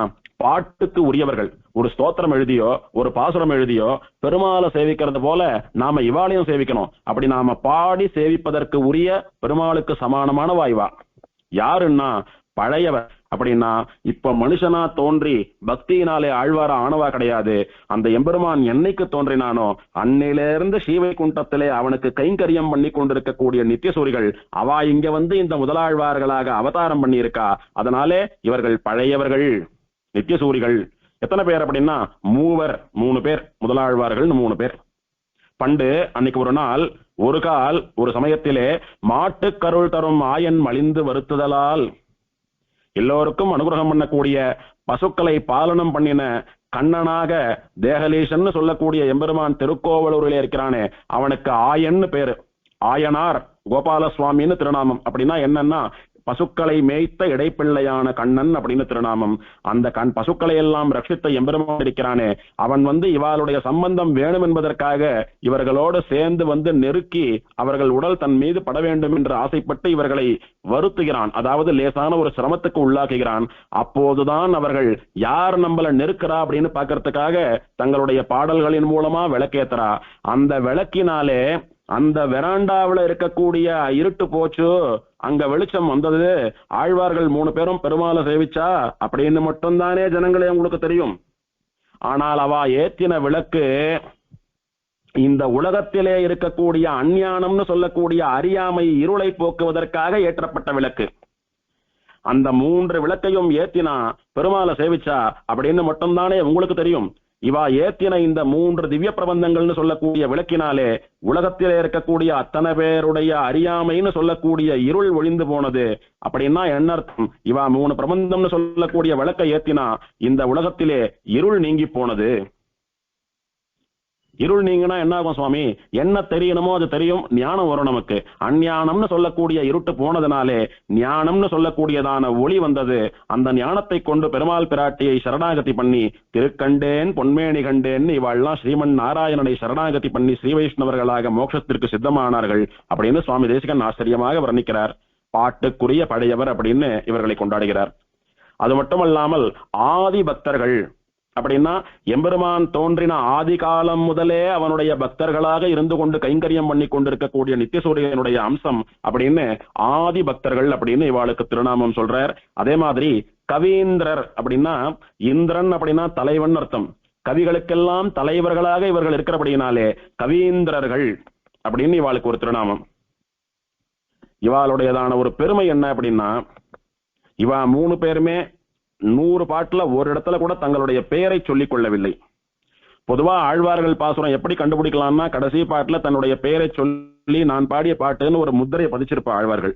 ஆனா இந்த முதலாழ்வார்கள் 3 பேரும் ஒரு இடத்துல கூட தங்க பெயரை சொல்லிக் கொள்ளவில்லை. அது மற்ற ஆழ்வார்களுக்கும் இவர்களுக்கும் ஒரு வித்தியாசம். திருக்கோவலூர் எம்பெருமானுக்கு தேகலீசன் திருநாமம். தேகலி அப்படின்னா இடைக்கழி, ரேழி, வெராண்டா அப்படின்னு அர்த்தமா இருக்கு. அந்த முருகண்ட மகரிஷியினுடைய ஆசிரமத்தினுடைய இடைக்கழியிலே தேகலியிலே அந்த ரேழியிலே முதலாழ்வார்களுக்கு சேவை சாதித்த பெருமாளானபடியினாலே தேகலி ஈசன் அப்படின்னு தேகலின்னு சொல்லக்கூடிய ரேழியிலே சேவை சாதித்த ஈசன் எல்லோரையும் ஆளக்கூடிய சுவாமி அப்படின்றதுனால அந்த எம்பெருமானுக்கு சம்ஸ்கிருதத்திலே தேகலீசன், தமிழிலே இடைக்கழி பெருமாள், இடைக்கழியம் ஆயவன், இடைக்கழியம் மாயவன் அப்படின்னு பலவிதமான திருநாமங்கள் அந்த எம்பெருமானுக்கு உண்டு. அந்த தேகலீச பெருமாள் விஷயமாக சுவாமி தேசிகன் தேகலீச ஸ்துதி என்று சம்ஸ்கிருதத்திலே ஒரு ஸ்தோத்திரம் பண்ணினார். அந்த ஸ்தோத்திரத்திலும் கூட முதலாழ்வார்களை ஆச்சரியமாக சுவாமி தேசிகன் கொண்டாடி இருக்கிறார். அப்படின்னா சுவாமி தேசிகனாலேயே போற்றப்படக்கூடியவர்களாக தமிழ்ல பாசுரம் பண்ணாலும் அவளை கொண்டாடுறார், சம்ஸ்கிருதத்துல ஸ்தோத்திரம் பண்ணாலும் அவளை கொண்டாடுறார். இப்படி சுவாமி தேசிகன் பலவிதமான பாசுரங்களாலே அனுபவிக்கக்கூடியவரான ஆச்சரியமான பெருமை படைத்தவர்கள் முதலாழ்வார்கள். சுவாமி தேசிகன் இவாளை அனுபவிக்கிறச்ச இந்த பெருமாள் எப்படி இருக்கார் திருக்கோவலூர்ல? பெரிய திருமேனி பெருமாளுக்கு, நீண்ட நெடும் திருமேனி, அவ்வளோ பெரிய திருமேனியா விஸ்வரூபமாட்டமா பெருமாள் உலகளந்த பெருமாள்னு அப்படியே காலை தூக்கிண்டு உலகத்தை அளந்துட்டு நிக்கிறான். அது பாக்குறதுக்கு எப்படி இருக்குன்னா ஒரு பெரிய கரும்பு கட நிக்கிறா போல இருக்கான். அங்க என்ன நதி பாயறதுன்னா பெண்ணையாறுன்னு சொல்லக்கூடிய நதி ஓடுறது. அந்த பெண்ணையாற்றுக்கு இலக்கணத்துல என்ன பெயர் அப்படின்னா துஞ்சா நீர்வளம் சுரக்கும் பெண்ணை. அப்படின்னா என்னைக்குமே அதுல தண்ணி வத்தி போகாது, என்னைக்கும் பிரவாகமா போயின்னு இருக்கிற வற்றாத ஜீவநதி அது. அப்படி வற்றாத ஜீவநதியாக இருக்கக்கூடிய பெண்ணையாற்றினுடைய கரையிலே வளரக்கூடிய கரும்பு இருக்கு பாருங்க, அந்த கரும்பு மத்த ஊர் கரும்பாட்டமா இல்லாம நிறைய உயரமா வளருமா, நன்னா தடியா வளருமா. அதே மாதிரி அந்த கரும்பு முழுக்க வரும், இனிப்பு தான் இருக்குமா, நல்ல சுவையான ரசம் மிகுந்த கரும்பு. துஞ்சா வளம் சுரக்கும் பெண்ணையாற்றங்கரையிலே வளரக்கூடிய கரும்புக்கு சுவை அதிகம் அப்படின்னு இலக்கியம் சொல்றது. அந்த கரும்பாட்டமா வளர்ந்திருக்கானா அந்த திருக்கோவலூர் தேகலீசன் சொல்லக்கூடிய பெருமாள். அவ்வளோ பெரிய கரும்பா இருக்கு சுவாமி. எப்படி சாப்பிடுறதுன்னா எல்லோரும் சாப்பிடணும். கரும்பை யார் சாப்பிட முடியும்? சின்ன பசங்களா இருக்கிறவா, பல்லு நன்னா பலமா இருக்கிறவாளால தானே கரும்பு சாப்பிட முடியும். ஆனா எல்லோரும் எப்போதும் சாப்பிடணும்னா அந்த கரும்பை சாறு பிழிந்து கரும்பை ஜூஸ் பண்ணி கொடுத்தா எல்லாரும் சாப்பிடலாமோ இல்லையோ? அப்போ அந்த கரும்பை கொண்டு கரும்பு மிஷின்ல ஜூஸ் போடுறா. கரும்பு மிஷின்ல பார்த்தோம்னா பரல் அப்படின்னு ஒண்ணு இருக்கும். பரல் பெரல் அப்படின்னுவா. அதாவது 3 உருளைகள் இருக்கும், 3 சக்கரம் சுத்தின்னு இருக்கும். அந்த சக்கரங்களுக்கு நடுவே இந்த கரும்பை விட்டோமானா அது அப்படியே புழிந்து சாரை கொடுக்கும். அந்த கருப்பஞ்சாரை சாப்பிட்டா அவ்வளவு போக்கியமா இருக்கும். பல்லு இருக்கிறவா இல்லாதவா எல்லாரும் சாப்பிடலாம். அந்த மாதிரி ஒரு கரும்பு மிஷினு, அந்த மிஷின்ல 3 பரல்களாட்டமா பொய்கை ஆழ்வார் ஒரு பரல், பூதத்தாழ்வார் ஒரு பரல், பேயாழ்வார் ஒரு பரல்னு இவா கரும்பு மிஷின்ல 3 சக்கரமாட்டமா 3 ஆழ்வார்கள் இருக்கா. இவாளுக்கு நடுவுல போய் சிக்குண்ட கரும்பாக திருக்கோவலூர் பெருமாள் போய் மாட்டின்ட்டார். இவா 3 பேரும் சேர்த்து அப்படியே கசக்கி புழியறா. புழியரச்ச வரக்கூடிய சாறுதான் அந்த பெருமாளை பற்றி இவர்கள் பாடின முதல் திருவந்தாதி, 2ஆம் திருவந்தாதி, 3ஆம் திருவந்தாதின்னு சொல்லக்கூடியதான திவ்ய பிரபந்தம். அப்படின்னு கரும்பிலிருந்து வரக்கூடிய சர்க்கரையை போல எம்பெருமானாகிற கரும்பை இவர்கள் பிழிந்த போது வந்த சர்க்கரை தான் திவ்ய பிரபந்தம் அப்படின்னு சுவாமி தேசிகன் வர்ணிக்கிறார். அப்படின்னா எந்த அளவுக்கு சுவாமி தேசிகன் இவர்களிடத்திலே ஆழங்கால் பட்டிருப்பார், இந்த பெருமாளை அனுபவித்திருப்பார் என்பதை புரிந்து கொள்ள வேண்டும். சுவாமி தேசிகன் இந்த ஸ்தோத்திரத்திலே அந்த எம்பெருமானை பக்தோபமர்த்த சகா அப்படின்ற ஒரு வார்த்தையால குறிப்பிடுறார். அப்படின்னா என்ன அர்த்தம்னா, இது மாதிரி பெருமாள் நாம இருக்கிற இடம் தேடி வந்து நமக்கு நடுவுல நிக்கிறாருன்னா நாம் என்ன நினைப்போம்? பெருமாளே நான் இருக்கிற இடம் தேடி வந்திருக்கார், பெருமாளுடைய மேல என் உடம்பு படுறதுக்கு, இல்ல பெருமாளோட உடம்பு என் மேல படுறதுக்கு நாம் பாக்கியம் பண்ணி வச்சிருக்கணும், நான் கொடுத்து வச்சிருக்கணும்னு தானே நாம் எல்லாம் நினைப்போம். அது உண்மைதான். ஆனால் இவா நடுவுல போய் நின்றுண்டா இவா உடம்பு நம்ம மேல படம்னு இவாளுக்காக ஆசைப்பட்டு கொண்டு பெருமாள் வந்து இவாளிடத்திலே நெருக்குண்டானே. அப்படின்றதுனால பக்தர்களை இவன் தனக்கு கிடைப்பதற்கு அரிய பொக்கிஷமாக கருதுகிறான். எந்த பக்தர்களைனா அவாலாட்டமா கல்லங்கபடவில்லாது எதையும் எதிர்பார்க்காது எப்போதையும் அவனையே எதிர்பார்த்து கொண்டிருக்கக்கூடிய பக்தர்களை எம்பெருமான் தனக்கு உயிராக நினைக்கிறான். ஆக பெருமாள் இவர்களிடத்திலே நமக்கு சம்பந்தம் வேண்டும் என்று ஆசைப்பட்டு அங்கே வந்தான்னு சுவாமி தேசிகன் கொண்டாடுறார். அப்படின்னா பகவானையே தன்னிடம் தேடி வரவழைத்த மகானுபாவர்களாக இருக்கிறார்கள் இந்த முதலாழ்வார்கள். சுவாமி தேசிகன் சச்சரித்திர ரக்ஷை அப்படின்னு ஒரு கிரந்தம் பண்ணார். வேற்று மதத்தவர்கள் ஸ்ரீ வைஷ்ணவெல்லாம் தோல்ல சங்கு சக்கரம் எல்லாம் சூடு வச்சுக்கிறீங்க, உடம்ப நெருப்பாலே சுடக்கூடாது, அது ஒரு ஜீவ ஹிம்சை போல, வேதத்திலே அந்த மாதிரி எங்கேயும் சொல்லல, ஆனா நீங்க அந்த மாதிரி பண்றீங்க, அது தப்பு, அதனால நீங்க வைதிகால் கிடையாது. பெருமாளுக்கு அம்சம் பண்ண பிரசாதத்தை சாப்பிடக்கூடாது, கொண்டு ஜலத்துல போட்டு விடணும், ஆனா நீங்க பெருமாளுக்கு அம்சம் பண்ண பிரசாதத்தை சாப்பிடுறீங்க, அதனால நீங்க வைதிகால் கிடையாது.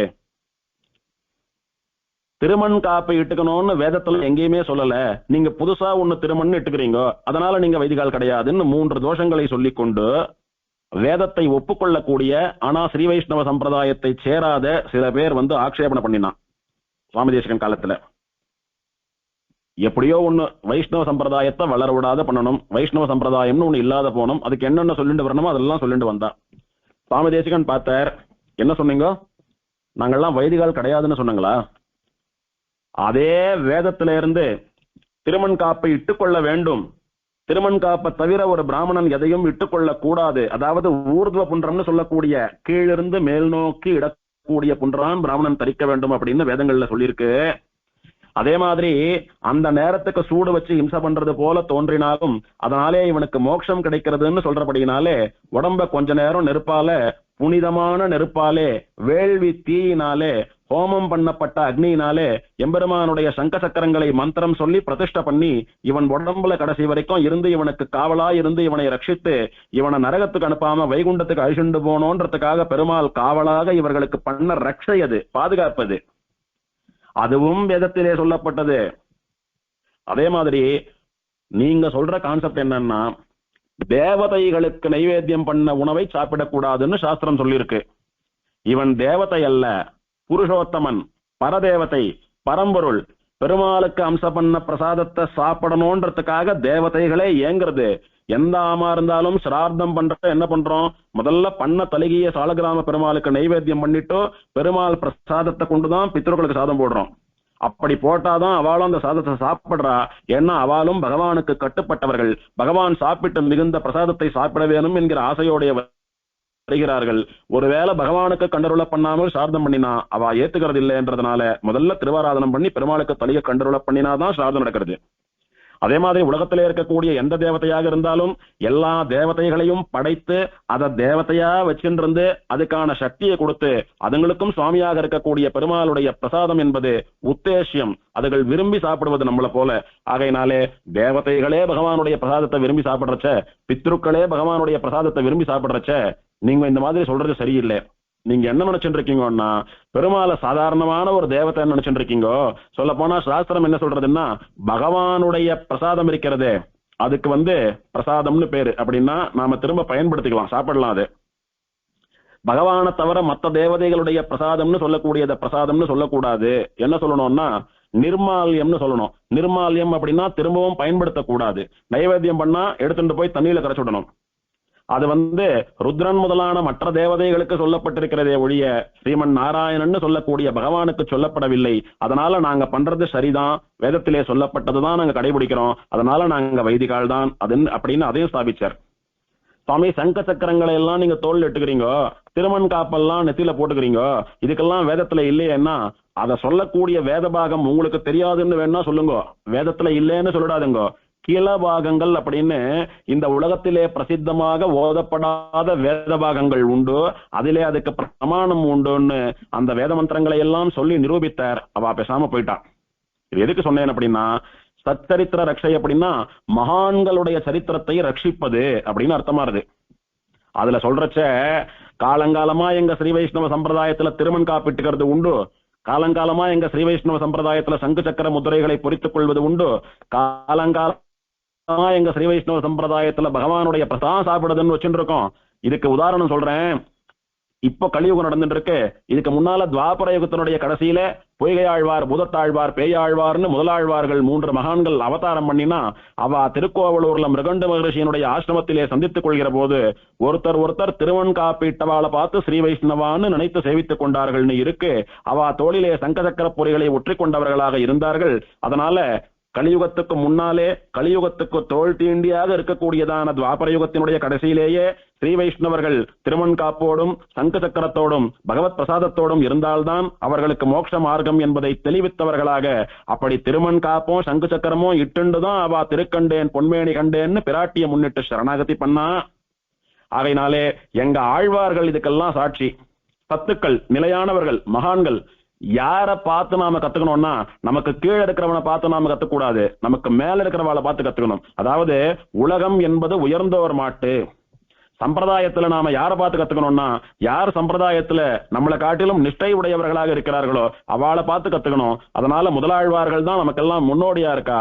அவர்களும் திருமண் காப்பிட்டுக் கொள்ள வேண்டும், சமாசிரயணம் பள்ளி கொள்ள வேண்டும் அப்படின்னு ஸ்ரீ வைஷ்ணவர்களுக்கே அசாதாரணமான, அதாவது வேறு யாருக்கும் இல்லாமல் ஸ்ரீ வைஷ்ணவர்களுக்கு மட்டுமே உரியதான தப்த சக்கராதி தாரணம், சுடப்பட்டு நெருப்பிலே வாட்டப்பட்டு சுட சுட தரித்துக் கொள்கிற சங்கு சக்கரங்களை தோளிலே தரிக்க வேண்டும் என்பதை துவாபர யுகத்தினுடைய இறுதியிலே மீண்டும் அனுஷ்டானத்திற்கு கொண்டு வந்தார்கள் முதலாழ்வார்கள். அப்படின்னு அவளை சேவிக்கிறேன்னு சுவாமி தேசிகன் ஒரு ஸ்தோத்திரம் பண்ணியிருக்காரு. அப்படின்னா பக்திக்கும் ஞானத்துக்கும் வைராகியத்துக்கும் அனுஷ்டானத்துக்கும் இது எல்லாத்துக்கும் ஆழ்வாராச்சாரியர்களாலே உதாரணம் காட்டப்படக்கூடியவர்களாக இந்த முதலாழ்வார்கள் எழுந்தருளி இருந்தார்கள் அப்படின்னு புரிஞ்சுக்கணும்.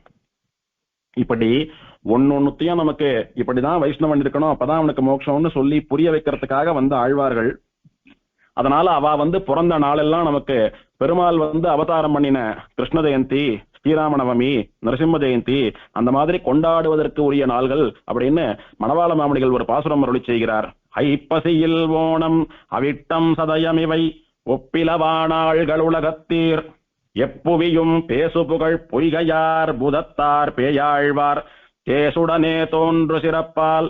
ஐப்பசி மாசத்திலே திருவோண நட்சத்திரம், அவிட்ட நட்சத்திரம், சதய நட்சத்திரம், இது மூணும் இந்த உலகத்திலே இதுக்கு மூணுத்துக்கும் சமானமான நாள் ஒண்ணு கிடையாதுன்னு சொல்லும்படியா வசந்த நாள்கள். ஏன்னா எல்லா உலகங்களாலும் கொண்டாடப்படக்கூடிய பொய்கையாழ்வார், பூதத்தாழ்வார், பேயாழ்வார்னு சொல்லக்கூடிய முதலாழ்வார்கள் அவதாரம் பண்ணி நிறைய பேருடைய கஷ்டத்தை தீர்த்து அவர்களை மோட்சத்துக்கு அனுப்பி வைத்த நாளானபடியினாலே அந்த 3 நாள்களையும் ஸ்ரீ வைஷ்ணவர்கள் கொண்டாட வேண்டும் அப்படின்னு மாமணிகள் காட்டி கொடுத்தார். அப்படின்னா அவளுடைய பெருமையை புரிந்து கொள்ள வேண்டும். இவா 3 பேரும் 3 பிரபந்தங்கள் பாடினான்னு சொன்னோம். அந்த பிரபந்தங்களிலே இவர்கள் எத்தனை திவ்யதேசத்தை மங்களாசாசனம் பண்ணி இருக்கிறார்கள்னு பார்க்கலாம். முதல் ஆழ்வாரான பொய்கை ஆழ்வார் மொத்தம் 6 திவ்யதேசங்களை மங்களாதாசனம் பண்ணியிருக்கார். ஸ்ரீரங்கம், திருமலைன்னு சொல்லக்கூடிய திருவேங்கடம், திருக்கோவலூர், திருவெக்கா சொன்னவண்ணம் செய்த பெருமாள் அப்படின்னு இந்த உலகிலே 4 திவ்யதேசங்கள், நில உலகில் காண முடியாத தலங்களான திருப்பார்க்கடலையும் திருப்பரமபதத்தையும் சேர்த்து பாடியிருக்கிறார்கள். மொத்தம் 6 திவ்யதேசங்களை மங்களாதாசனம் பண்ணினவர் முதல் ஆழ்வாரான பொய்கை ஆழ்வார். இரண்டாவது ஆழ்வாரான பூதத்தாழ்வார் மொத்தம் 13 திவ்யதேசங்களை மங்களாதாசனம் பண்ணியிருக்கிறார். நில உலகில் இல்லாததான திருப்பார்க்கடலை பாடினார். அதன் பிறகு நில உலகிலே இருக்கக்கூடிய திருவேங்கடம்னு சொல்லக்கூடிய திருமலை, ஸ்ரீரங்கம், திருநீர்மலை, திருமாலிருஞ்சோலை, திருக்கோட்டியூர், திருக்கடல்மல்லை, திருக்குடந்தைன்னு சொல்லக்கூடியதான கும்பகோணம், திருக்கோவலூர், தஞ்சை மாமணி கோயில்னு சொல்லக்கூடிய தஞ்சாவூர் திவதேசம், தன்கால்னு சொல்லக்கூடியதான திவதேசம், திருப்பாடகம்னு சொல்லக்கூடிய பாண்டவதூத பெருமாள் எழுந்தருளி இருக்கக்கூடிய காஞ்சிபுர திவதேசம், அத்தியூர்னு சொல்லக்கூடிய காஞ்சி தேவராஜ பெருமாளுடையதான திவதேசம் அப்படின்னு மொத்தம் 13 திவதேசங்களை பூதத்தார் மங்களாதாசனம் பண்ணி இருக்கிறார். மூன்றாவதாரான பேயாழ்வார் திவ்யதேசங்களை மங்களாதாசனம் பண்ணி இருக்கிறார். அவர் இந்த நில உலகிலே காண முடியாத திருப்பார்க்கடலையும் திருப்பரமபதத்தையும் பாடியிருக்கிறார். இந்த பூமியிலே திருவேங்கடம்னு சொல்லக்கூடிய திருமலை, திருவல்லிக்கேணி, திருவெக்கா, அத்தியூர்னு சொல்லக்கூடிய தேவப்பெருமாள் சன்னதி, திருவேளுக்கைன்னு சொல்லக்கூடிய காமாசிகா நிருசிம்மன் சன்னதி, திருக்குடந்தை ஆறாவமுதன் சன்னதி, திருப்பாடகம் பாண்டவதூதன், திருக்கடிகைன்னு சொல்லக்கூடிய சோழசிம்மபுரம், திருமாலிருஞ்சோலைன்னு சொல்லக்கூடிய அழகர் கோயில், திருவிண்ணகர்னு சொல்லக்கூடிய ஒப்புளியப்பன் கோவில், ஸ்ரீரங்கம், திருக்கோட்டியூர், அஷ்டபுஜகரம் அப்படின்னு 15 திவதேசங்களை மங்களாசனம் பண்ணியிருக்கிறார். முதல் ஆழ்வார் 6 பாடினார். இரண்டாவது ஆழ்வார் அதை விட டபுளா 13 பாடினார். மூணாவது ஆழ்வார் அதை விட கொஞ்சம் ஜாஸ்தியா 15 திவதேசங்கள் பாடினார். இப்படி இத்தனை திவதேசங்களை முதல்ல சம்பிரதாயத்திற்கு கொடுத்த ஆழ்வார்களாக திவ்ய தேசம் அப்படின்ற பரம்பரையை தொடங்கி வைத்தவர்கள், திவ்ய பிரபந்தம் அப்படின்னு 3 திருவந்தாதியை முதலிலே பாடியவர்கள், திவ்ய சூரிகள் அப்படின்னு சொல்லக்கூடிய 12 ஆழ்வார்கள்னு சொல்லக்கூடியதான பரம்பரையை முதலிலே துவக்கியவர்கள். இப்படி எல்லாத்தையும் முதல்ல இவாதான் பண்ணினான்றபடியினாலே முதலாழ்வார்கள் என்பதாக இவர்களுக்கு திருநாமம் அப்படின்னு சம்பிரதாயத்திலே கொண்டாடப்படுகிறது. இது முதலாழ்வார்களை பற்றின வைபவம். இதன் பிறகு முக்கியமாக தெரிந்து கொள்ள வேண்டியது, நாம பொதுவா ஆழ்வார்கள் அப்படின்னா ஆழ்வார்களுடைய கதையை மாத்திரம் கேட்டுட்டு விட்டுடுறோம், அது பத்தாது. அந்த ஆழ்வார்கள் அருளி செய்த திவ்ய பிரபந்தம் இருக்கு பாருங்க, அதுதான் முக்கியம். ஆழ்வார்கள் ஏன் அவதாரம் பண்ணான்னு நேற்று பார்த்தோம்.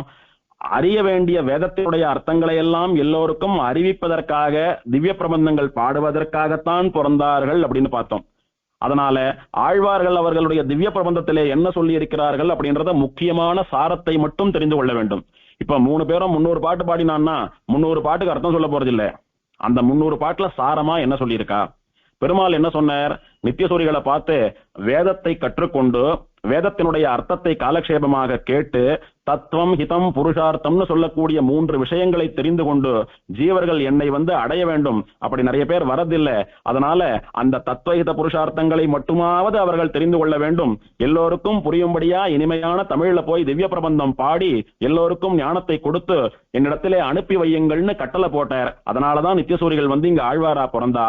அப்ப எது முக்கியம் அப்படின்னா அவர்களுடைய திவ்ய பிரபந்தம் தான் முக்கியம். அதிலே எது சாரமான விஷயம் என்பதை நம்முடைய பூர்வாச்சாரியர்கள் சங்கிரகமாக தொகுத்திருக்கிறார்கள்.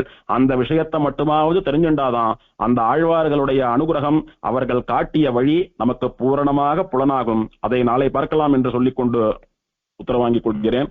ஐப்பசியில் திருவோணத்தவதரித்தான் வாழியே, அழகமர்ந்த கட்சி நகர் சிறக்க வந்தான் வாழியே, அற்புதமானல் வையந்த களி செய்தான் வாழியே, ஆர்வமிகுவார் கடலானி இட்டான் வாழியே, நற்பதத்து கதிரவனே விளக்கமென்றான் வாழியே, நம் பொருட்டால் அந்தாதி நூறளித்தான் வாழியே, பொன்பதத்து சோதிதனை கண்டுரைத்தான் வாழியே, பொய்கை முனியடியினையும் வடிவழகும் வாழியே.